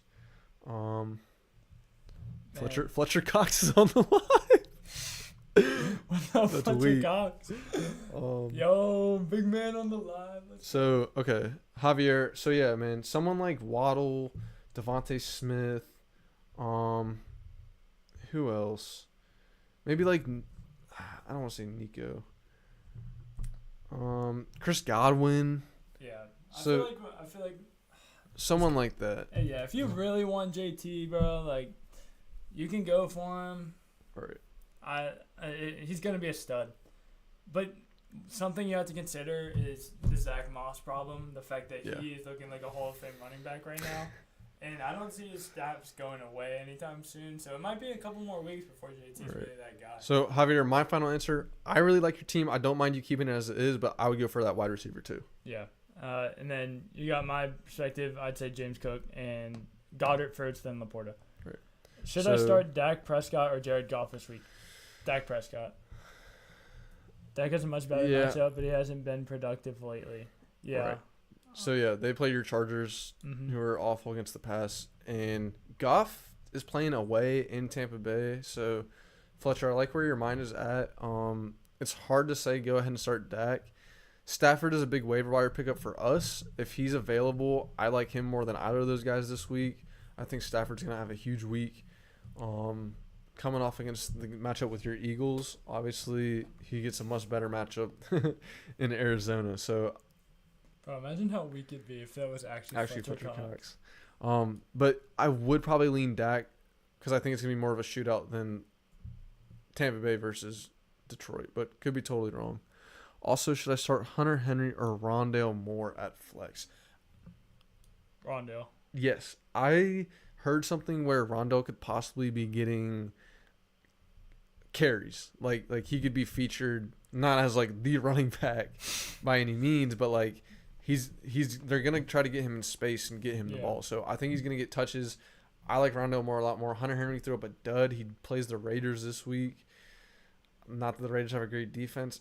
Hunter Henry's just very, very how do I put it? Like he's very unpredictable.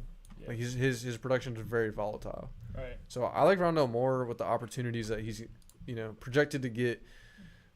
He goes against the Rams, who are not great, not terrible on defense. What are the Rams against receivers? Against receivers? Yeah. Hold on 1 second. Let me look at. Okay, so Raiders against the tight end, 12.4 fantasy points per game. Middle of the pack. In PPR, so right in the middle of the pack. So I mean, you definitely don't want to start tight ends as your flex anyways. So. Rams against wide receivers. Rams are really low. Good on. Yeah. So they allow the 6th least points to receivers, but he should see solid volume. Fletcher, has he said anything else? One last thing. Would you do this trade, Waddle and Christian Watson for Puka? Watson, he didn't have a crazy stat line, but he put up solid points. Gosh, that's hard. I'm a Puka owner, Fletcher, so I wouldn't. I'd like to see what the rest of your team looks like if this is a situation where you have so much depth and you also have studs and you're just trying to solidify, but surface, I would not.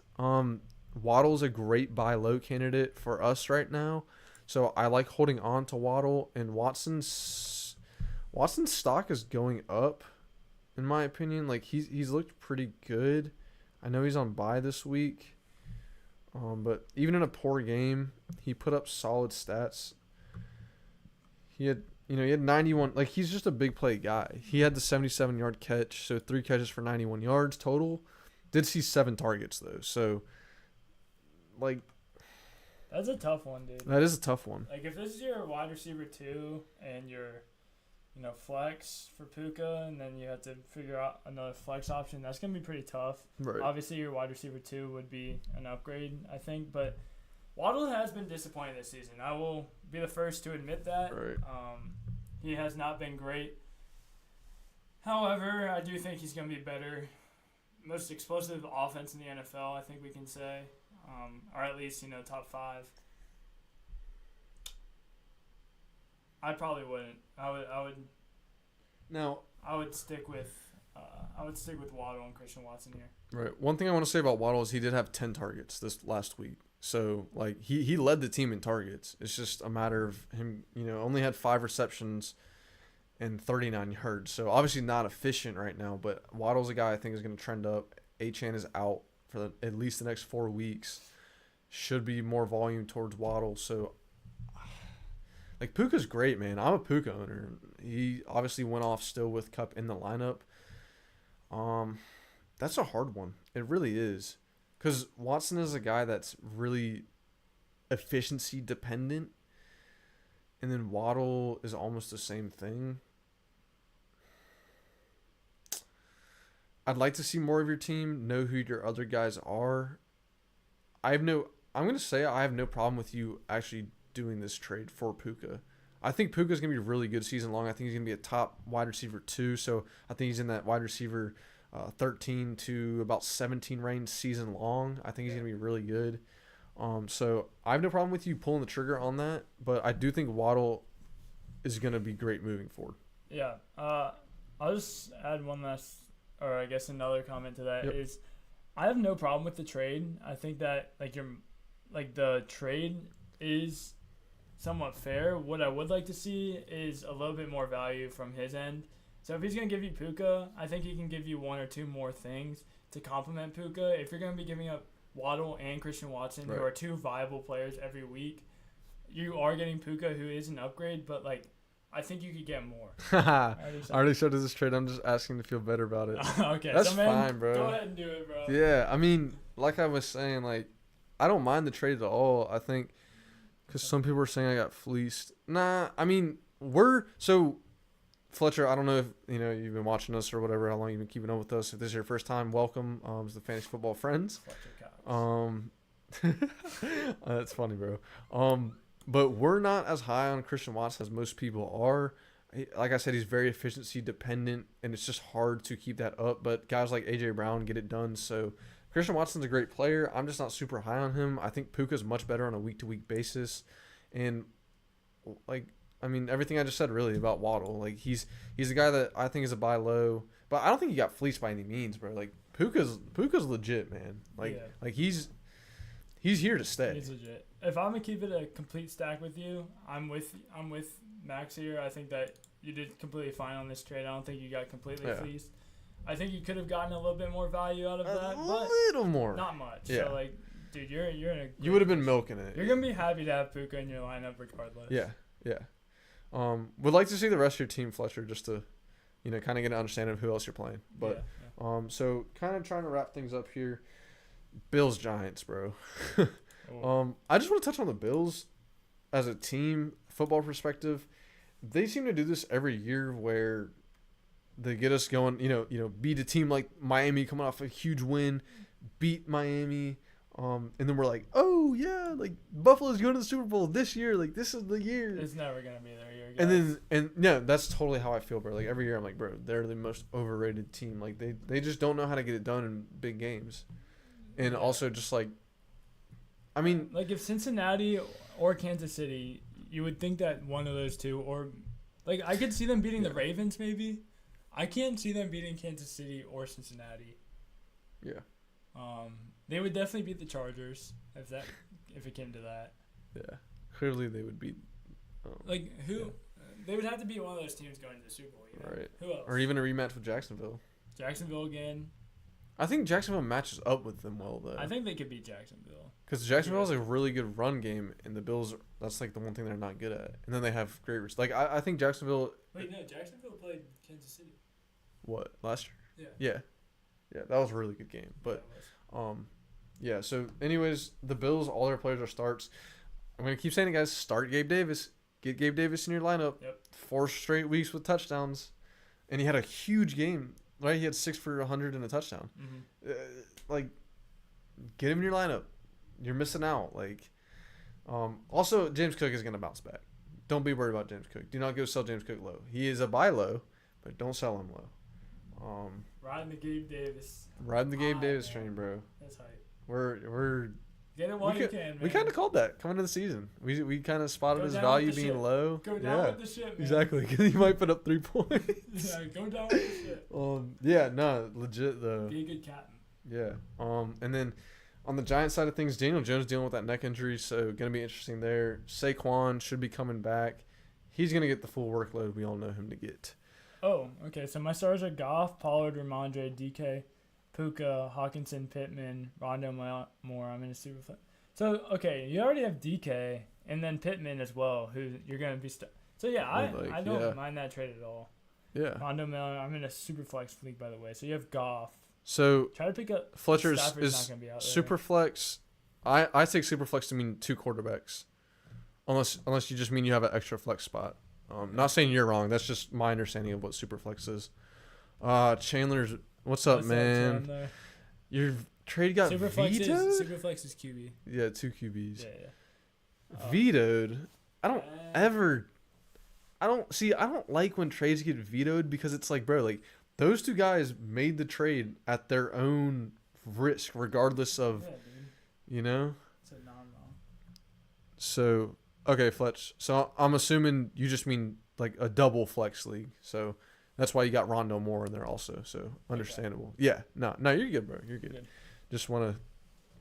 Communication is key. So yeah, man. Obviously, having to start Rondo Moore is a bit rough, but this week I think it's not the worst you can do. So you would have like Waddle and Watson in there. Although Watson would be on a bye this week, I think. So I like it, dude. Puka and DK and Carter just said Pittman is a guy that we both like. You got Hawkinson, Goff, Pollard. Like, Ramondre's a little rough right now, but yeah, you got a pretty solid team. I traded Watson away, so I'm starting Rondo Moore. Yeah. Rondo Moore, I think this week should be pretty solid. But yeah, Chandler, sorry about your vetoed trade, man. That sucks. Like that. Like we changed that setting in our league this year. We had to go to the commissioner, man. Yeah, like, dude, this we can't happen. veto. Yeah, we can't veto trades because that's anymore. just that's just like it's BS to me. Hitting on this Giants-Bills game, though, Darren Waller, your guy, had a huge week. Oh, yeah. What you wanted to see out of him. So that was great. It only took 11 targets, but I'll take it. Right. I'll take it, man. They were lining him up at wide 16 receiver. point? Yeah, bro, that's what they should do. They should just keep doing that. Man. So Waller and Barkley are the... For Dak. Wasn't he asking us? Yeah, about Dak. I like it. So, yeah, I don't mind it. So Barkley and Waller are the only two guys I'm starting. Wan'Dale Robinson, this is the last time I'm going to say it. Pick him up. He's going to be good by season's end. He's already seen targets. He's seen usage. Like this is the last time I'm saying it for you guys. Pick up Wan'Dale Robinson. Although I'll probably touch on it next week just because I like touching on Wan'Dale. Whoa. I like... Touchdown. I like talking about Wan'Dale Robinson. You like touching up on him? I like touching on Wan'Dale Robinson. Chandler. We're gonna create a new segment. It's called "Touching on." ... It'll be all your segment. This can be your segment. What'd Chandler say? That'd be funny. Dude was 0-4. All his running backs were on bye or out and had to drop Ford. Dude still last. I had the number 1 waiver claim, so I got Ford. Yeah, I mean, that's a plus, bro. Obviously, Jerome Ford is no Saquon Barkley by any means. And as long as Deshaun Watson's out, I'm not too excited about him, but that ain't the worst. Yep. And you still have a solid team from what I remember, Chandler. If I'm not mistaken, I think you had a really solid team. You did. Fletcher said, do you think I should trade Pollard for a decent RB and receiver to fill my flex spot? Because I don't know if I can start Ron. Yeah. Rondale Moore is not a start every week. So we're about to get into this Dallas Chargers game. And Carter you were just talking about Tony Pollard. I would wait after this week because we're projecting Tony Pollard. You already placed a bet on him, right? 100 yards and a touchdown. So I'm going to, yeah. Yeah, so we're expecting big things from Pollard this week. Obviously, coming off the bad week against the Niners, his stock is not as high. I would wait until after this week, the game against the Chargers, to then trade Pollard for some depth. Because I do agree Rondale Moore is not serviceable on a week-to-week basis. So, yes, I would, in your position, look to trade Pollard for maybe... I mean, Dameon Pierce is a guy that we seem to keep hitting on. Maybe Pierce or a frustrated Rachaad White owner. Not sure how you feel about him. But maybe Pierce. Who else? I'm trying to think. Pierce. Maybe Joe Mixon. Mixon's still getting great usage, guys. Like, he hasn't been putting up the great stats, but his usage is still there. So, an RB2 and then a wide receiver 2 is what I would be looking for if you're trading Tony Pollard, because he's RB1. You know, he's gonna finish as RB1 this year. Yeah, I mean, me personally, I would stay in the fire with Tony Pollard. I think it only gets better from here. But if you do want to trade him, I think that you want at least 2 players who you can start weekly. Yeah, absolutely. Typically, I like to trade away 2 players and get someone like Tony Pollard. He said trade Pollard and Rondale Moore for Breece Hall and Myers. Yeah, dude. I would do that. I would do that. Yeah, I was thinking about this on the ride over here, actually. So, Jacoby, I feel like I'm too low on him, and you're probably too. The owner said he will think about it. If Pollard has a great game, I think he will probably accept it. Yeah. So I mean, the more I think about it, like, Jacoby Myers is a startable player now. He's, like you said, he's right in between where I think both of us have him. Yeah. And then Breece Hall, he was my lock of last week. Obviously had a great game. I think the Jets have realized they need to lean on this guy more. Mm-hmm. So yeah, man, I don't mind that trade at all. Like Jacoby Myers is a clear upgrade from Rondale Moore. So what did Chandler say? I have Pollard, he has Pollard and too. I'm not sure what I would even trade him for. I mean, maybe Kamara and Waddle or something like that. Ooh. I mean, like that. I think you'd have to throw something in addition to Pollard, because Kamara's been great, and I think Waddle is gonna boom, not boom necessarily, but regress back up to the mean. Yeah, he's gonna be good. What'd Woody say? What's up, Woody? Woody the Badger, absolute stacked at wide receiver. I have Nakua, CD, DeVonta Smith, Ridley, Cooper, Nico, Addison. Man, that's a good problem. Holy cow! Our running backs are Swift and Gibbs. I was thinking to trade Gibbs and a wide receiver for an upgrade at running back. Thoughts? Yeah. I mean, yes. The answer is yes. It's just gonna be hard to move. You're gonna have to find someone who, like me, is a little delusional about Jahmyr Gibbs and will start him at all costs. But yeah, man, I would definitely look to do that. So I would probably do Jahmyr Gibbs, and I would maybe try Addison with him because Addison's outlook is going to be really good.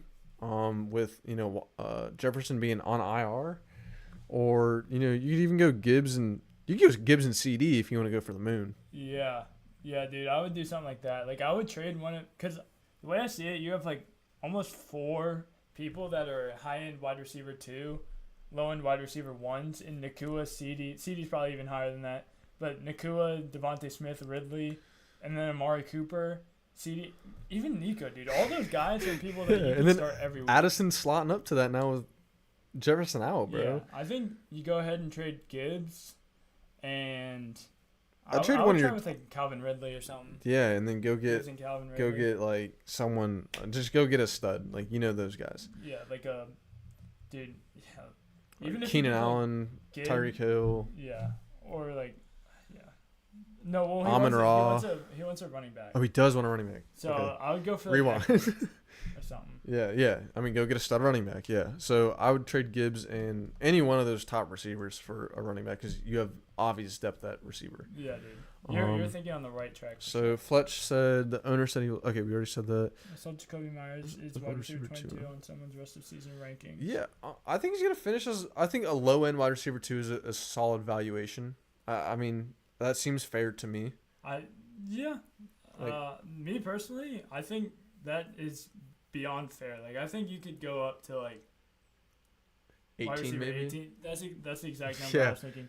Because we saw what Garoppolo did, and Debo was his slot guy. Now it's Jacoby Myers, which is why we were kind of higher on Hunter Renfrow and drafting him in some of the later parts because we thought, hey, who's gonna be this next Debo? We thought it was going to be Renfrow. It's obviously not, and it's Jacoby Myers. Yeah. And Renfrow's not even, existent. Yeah. So, yeah, Jacoby Myers has been great. Yeah, I 100% agree with that. I think you could place him even maybe a little bit higher. Yeah. So, that's where we stand on that. So, finishing up, Chargers-Cowboys, Monday night. I think this is going to be a big game for both teams. I like the Chargers here. Huge game for the Chargers. Have we been keeping up with our predictions? Oh, man. Let's run through them real quick.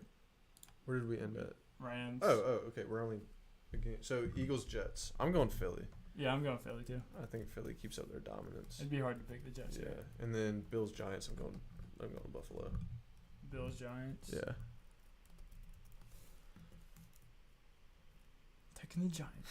No, that's the worst team in football. Facts. All right. Panthers. So Chargers Cowboys. Austin Eckler's coming back. Big for you in real life and in fantasy. Mm-hmm. Keenan and Herbert, I expect them to keep up what they've been doing. So should I hold on to Pollard or do the Brees trade after this week? It's honestly, in my opinion, that's kind of hard.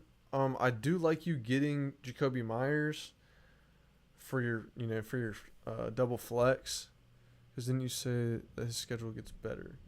Pollard's, so the Cowboys actually kind of have a crazy schedule. Yeah, they're They play, so the Chargers are a good matchup, but then they play the Rams, the Eagles. They do have a good matchup in the Giants and the Panthers back to back. Sorry if I said that, bro, because I was looking at their schedule earlier, and I don't know what I said about it, but I said I do remember saying I would stay in the fire, because you do have some good matchups coming up. You got the Giants, you got the Seahawks. I mean, you have the Giants, Panthers, Commanders, Seahawks. Yeah. All back to back to back to back. And then you got the Eagles and Bills, which is tough. But then you got the Dolphins. Well, the Bills are actually bad against the run. That's true. So then you got I mean, they have a solid running back schedule. Yeah. The only tough ones are going to be the Eagles, the Rams. You get the Eagles twice, and then the Lions.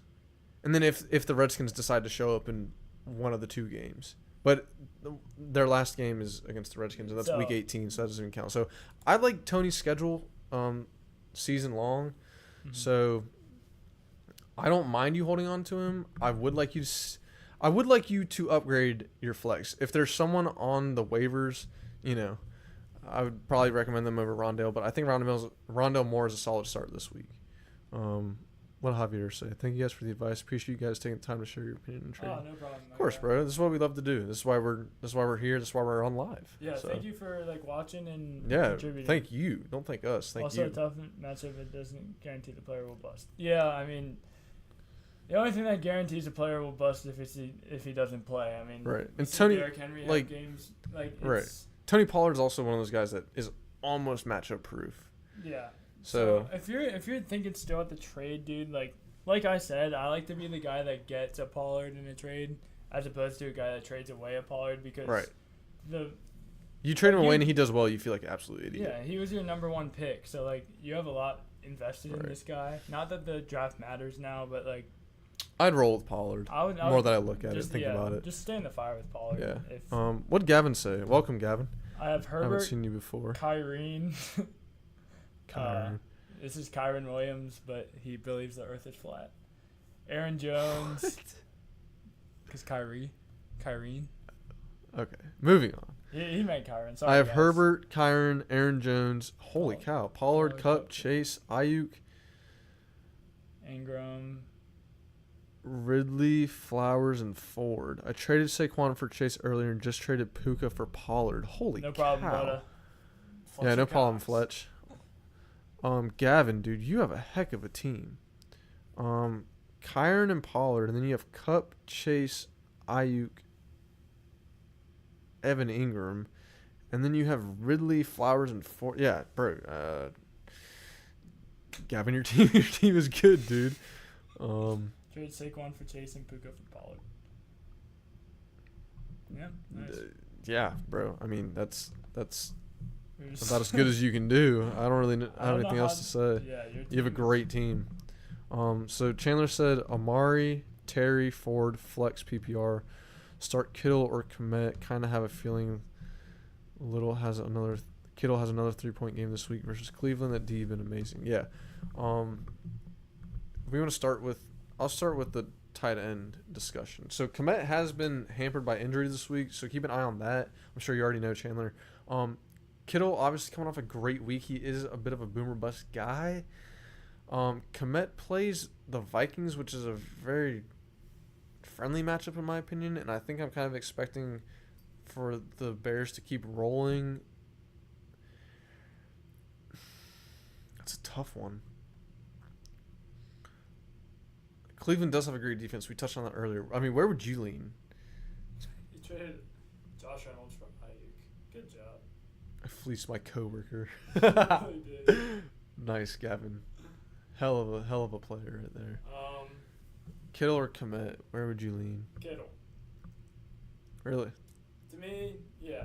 I think there's just there's almost a sense of relief you get with when you just play your guys.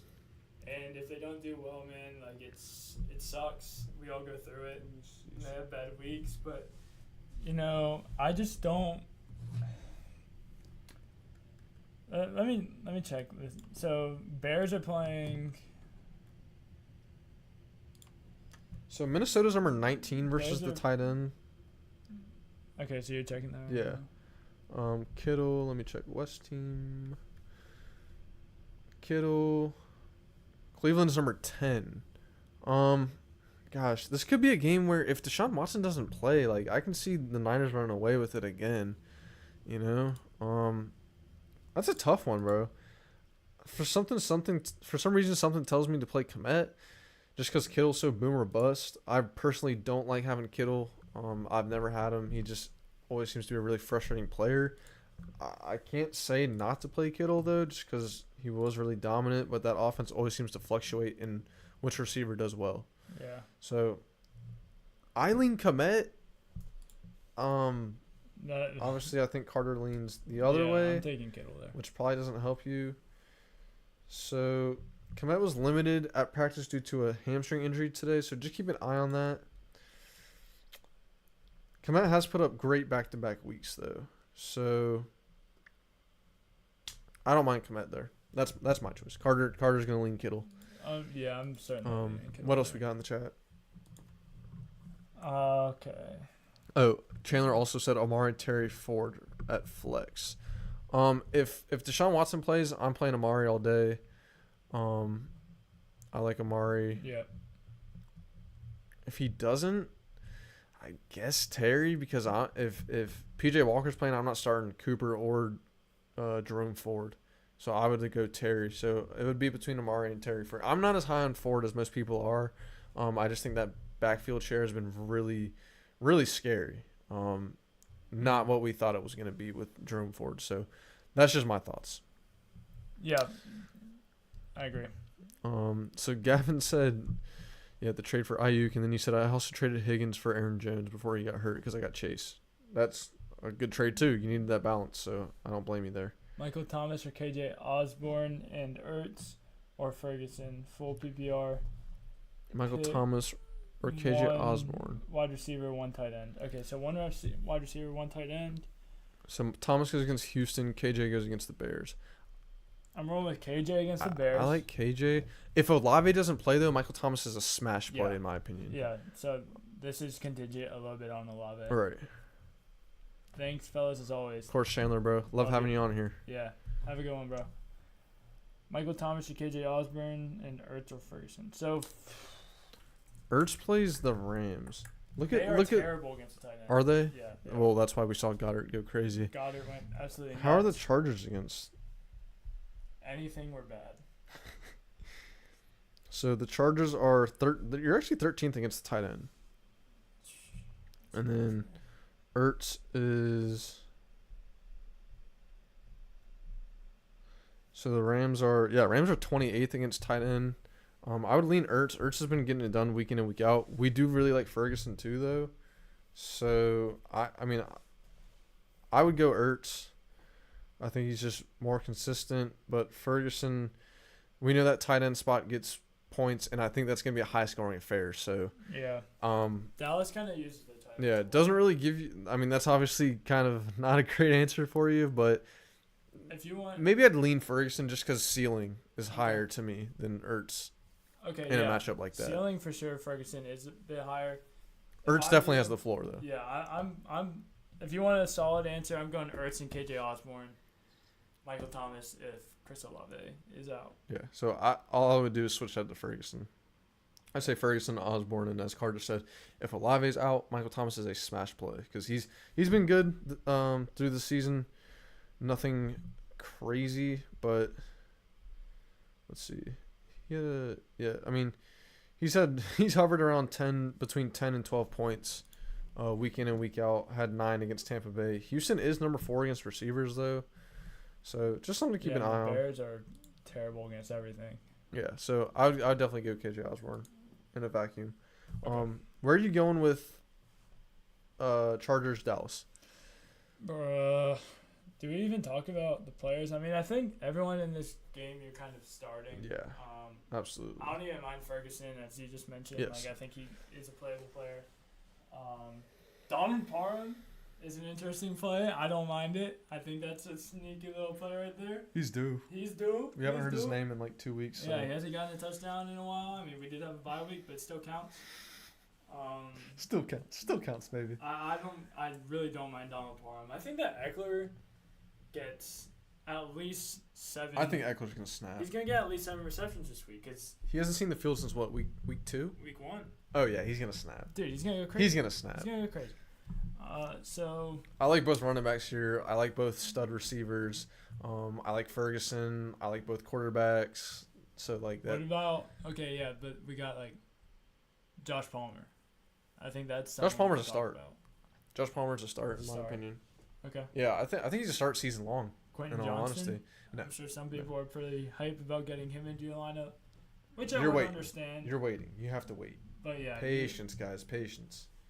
Patience with the young Palmer, because I mean, we said this last week or 2 weeks ago when the Mike Williams injury happened. Palmer is but like I will say this, he's an established receiver in the league. Mm-hmm. Like we saw him be very productive last year. He's in your lineup. He's a lineup lock, like I just said. So I like Palmer.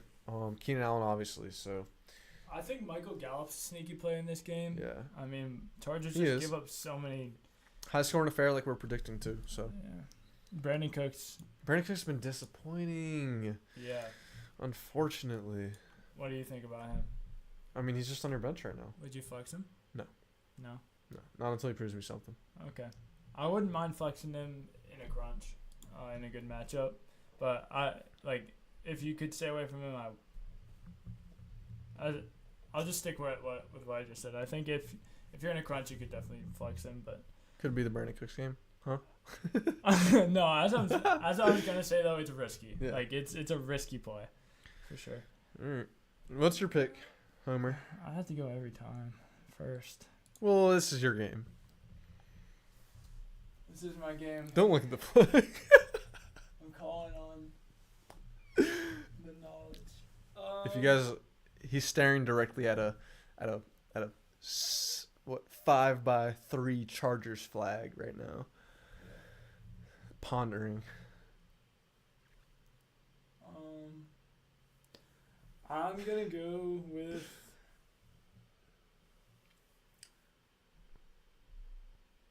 the Chargers. Let's go. I'm going with the Chargers too. We need it. Not. I think the Chargers are gonna win. Dude, I mean, last time we played Dallas on Thanksgiving, we blew them out. Granted, that was like 3 years ago. So. I'm taking them. I'm going with Chargers too. Yeah, let me check like the spread because I would take it. 2.5 to Dallas. 2.5 to Dallas. Okay, so they hit the 3-point sweet spot. So good for Vegas. They're gonna make a lot of money. Yeah. It's gonna be within 3 points. I see why Dallas is favorited. I gotta roll with my boys. Favorited? Yeah. Favored. Y'all know what I was. I'm not a grammar teacher. What Alex said. What's up, Alex?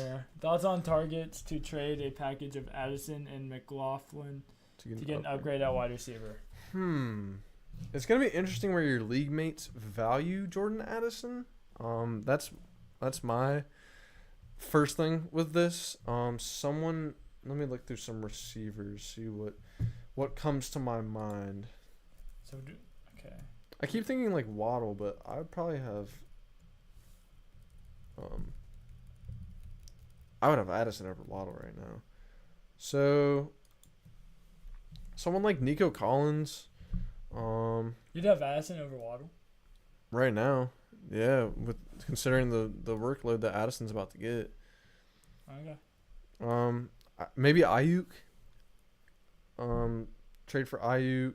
If the CeeDee Lamb owner is really low, I like that. Nico Collins, like I said. Maybe Amon-Ra. Calvin Ridley. Who else? Yeah, super wide range. I see people valuing him as like a mid wide receiver all the way down to like wide receiver. Okay, so I was actually thinking about this on the ride over to Carter's house. I had Addison, I think, pinned as like wide receiver 24, I believe, on the season in our preseason rankings. I could be off by a few rankings there. So I don't see him, like, if anything, I value him as a high-end wide receiver too now. So obviously I kind of overvalue him compared to consensus or your league mates. I certainly don't see, like, wide receiver 35 is insane to me. That means you're viewing him as a bottom-end flex wide receiver. I view him as no lower than wide receiver 18. Like, if we were just saying Myers is wide receiver 18, I certainly value Addison higher than that now. That's true. Like, yeah. I don't see how there's any way. Yeah, when you put it that way. So, I mean, you could trade him for someone like maybe DeAndre Hopkins, Chris Olave, Amon-Ra, Calvin Ridley, Brandon Ayuk, Nico Collins, CeeDee Lamb, maybe. Just to give you some ideas, those are 6 or 7 players off, from looking at stats right now that I would like if I were you. Yeah. And then if you need to throw in something extra for one of those guys, I wouldn't mind it. But I think Addison, if you are looking to sell Addison, this is obviously the time to do it. Just because JJ's out, so Addison is obviously the next guy up. He's been great. Obviously had that one dud game where he didn't get a single target. Kyle Singer, Ertz, and Osborne, my guys, unless Olave is out. Well done, Kyle. Yeah. I agree with you, brother. Yeah. I lean towards you. But Alex, hope that helps, bro. Just give you some ideas. So I'll just run through again one last time. Nico Collins, CeeDee Lamb, Brandon Ayuk, Amon-Ra, Calvin Ridley, even Devontae Smith, and then Chris Olave, DeAndre Hopkins, of course, my favorite receiver. So those are just some guys that I think you should be targeting with those two guys. I agree.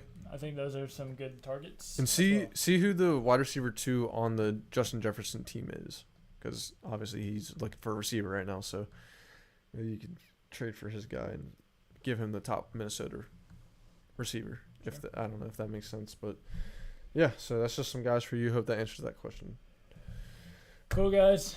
One another. Oh, we won it, Kyle. We're here. Spears or Ford? That's such a Kyle question. So, Kyle, are you asking for this week or season long? Okay. Because who do the Titans play? The Ravens? Full PPR? Mm-hmm. Titans are playing Ravens, Browns. Season long? We've been talking about Tyjae Spears all season, and then to see what he did last game, like, I'm really on my Tyjae Spears. I'm leaning forward, even though the matchup against the Niners obviously is not pretty, so he says this week.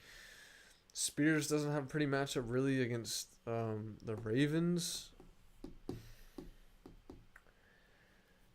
Gosh. If Watson doesn't, so another contingency, if Watson doesn't play, I got to lean Spears because I don't think there's going to be much room for offense for the Browns. As long as Deshaun Watson is out, especially going against that Niners defense, I would lean Tyjae Spears if Watson does not play. Now, if Watson plays, Ford is the safer pick, I would say. So that's my thoughts. Let's see here. Go to where it says 20 times a game and put it on 0. Yeah.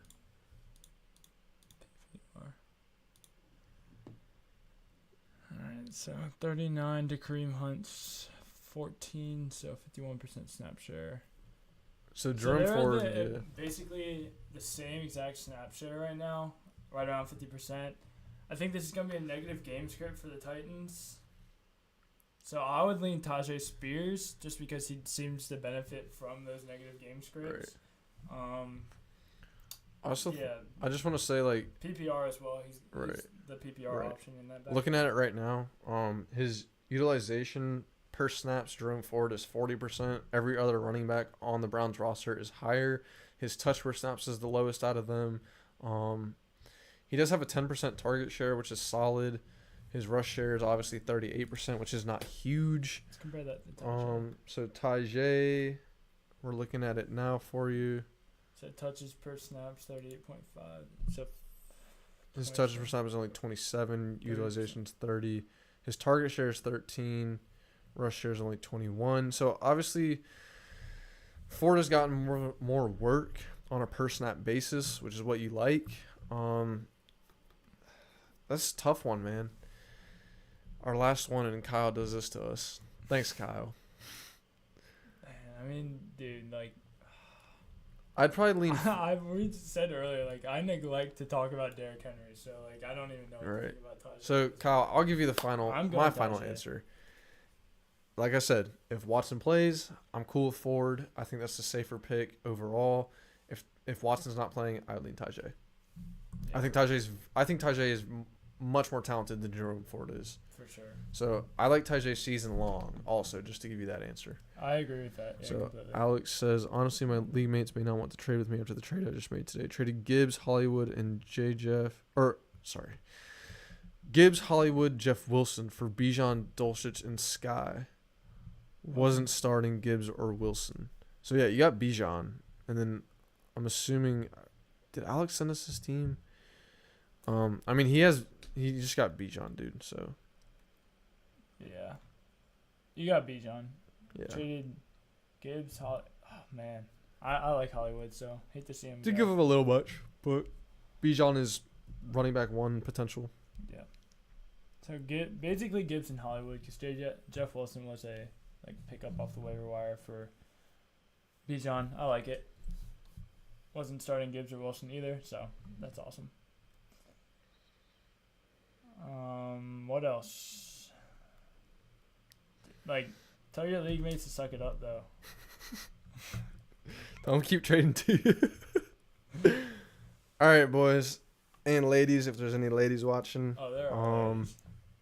And we love you. Not in a creepy way though, but like. No, I appreciate the love. Yeah. To all the ladies. Also from the guys too. But any last question, guys? I'm giving you 5, 4, 3, 2, 1. We got any questions? Any questions? We gotta give it a little bit extra time because there's A little bit of delay. So let's see. It's triple flex. Wide receivers: Olave, Addison, RBs, Bijan and ETN. Komet flexes are James Cook, Higgins, and Madison. Solid. Yeah, I mean, solid. Getting Bijan and ETN is monster. Obviously, Higgins is out for another week probably, but if he plays, he's good. Yeah, I don't mind it. Triple flex. That's a lot. That's a solid team for triple flex, that's for sure. Yeah, dude. Yeah, I like it. That's good. So, solid squad, Alex. But, all right, guys. That wraps things up. It is almost 12 o'clock. So, long weekend for the two of us, both going out of town. So, we will not be having any content. Is that safe to say? Probably. What do you think about tomorrow? Do you have a meeting still? Or?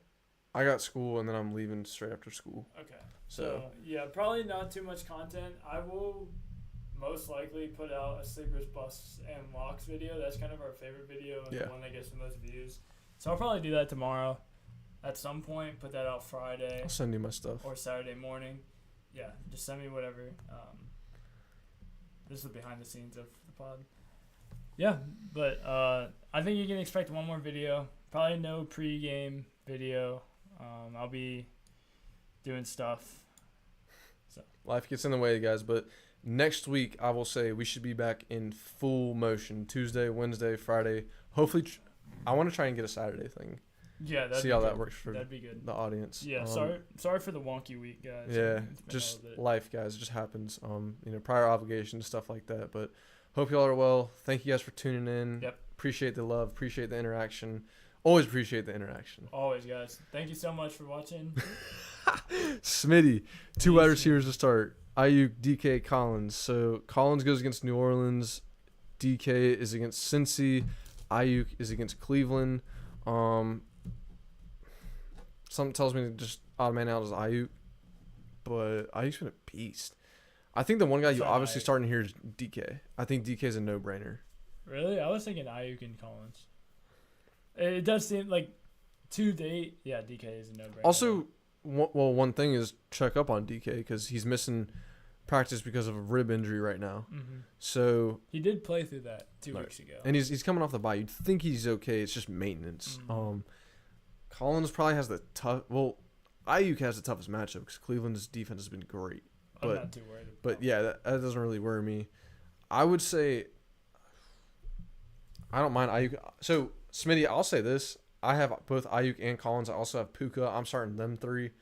So I do like Collins. Just for some reason, I lean DK. I think it's going to be a bit of a shootout in that game. So I would say Ayuk and DK, but any 2 of those 3 are fine. Obviously, that doesn't really help with your question, but I would say you're in a good position. So, yep. Ayuk, I think both of us are saying Ayuk. Ayuk for sure. DK. Nico's due for a bounce back though. That's my thing. Yeah, I like Ayuk and Collins, but I feel like you got to get DK in your lineup though. Yeah, it's hard to say you sit DK. Right. So it's hard to say you sit any of those guys. Yeah, that's trade. Make a trade. Yeah, for real. I don't know what the rest of your lineup looks like, bro, but yeah, man, that's. I think you'll be good with any 2 of the 3 of them. Obviously, Collins looking for a bounce back. Even Ayuk's looking for a bounce back. Didn't have a monster game, but saw some monster targets. Had 2 receptions called back because of penalties. So, Ayuk's big play guy this year. He's big. DK's getting it done week in, week out. So I like all 3 of them. I'd flip a coin, bro. In all honesty, off the top of my head, that's a tough one to decipher. But so lock in Ayuk. Lock in Ayuk. Flip a coin between DK and Collins. Collins gets heads, by the way, because people say tails never fails, but they are tripping. Because I'm a tails never fails guy. That's always wins. That's not. That's but Smitty, cool, man. Yeah, hope that helps, bro. You got good tough decision to make. So wish you luck, man. Let us know how it goes. Yeah, good problem to have. All right, guys. So outro part 2. Thank you guys for watching. Love you guys. Love all the support. Love the interaction. So much fun to do these lives. I think this is the way I like to do podcasting. Yeah. Right. You probably will see a couple more videos, but this is edit free and interactive. So it just takes a little bit, but it's fun. So thank you guys for watching. Have a good day, and peace. Later.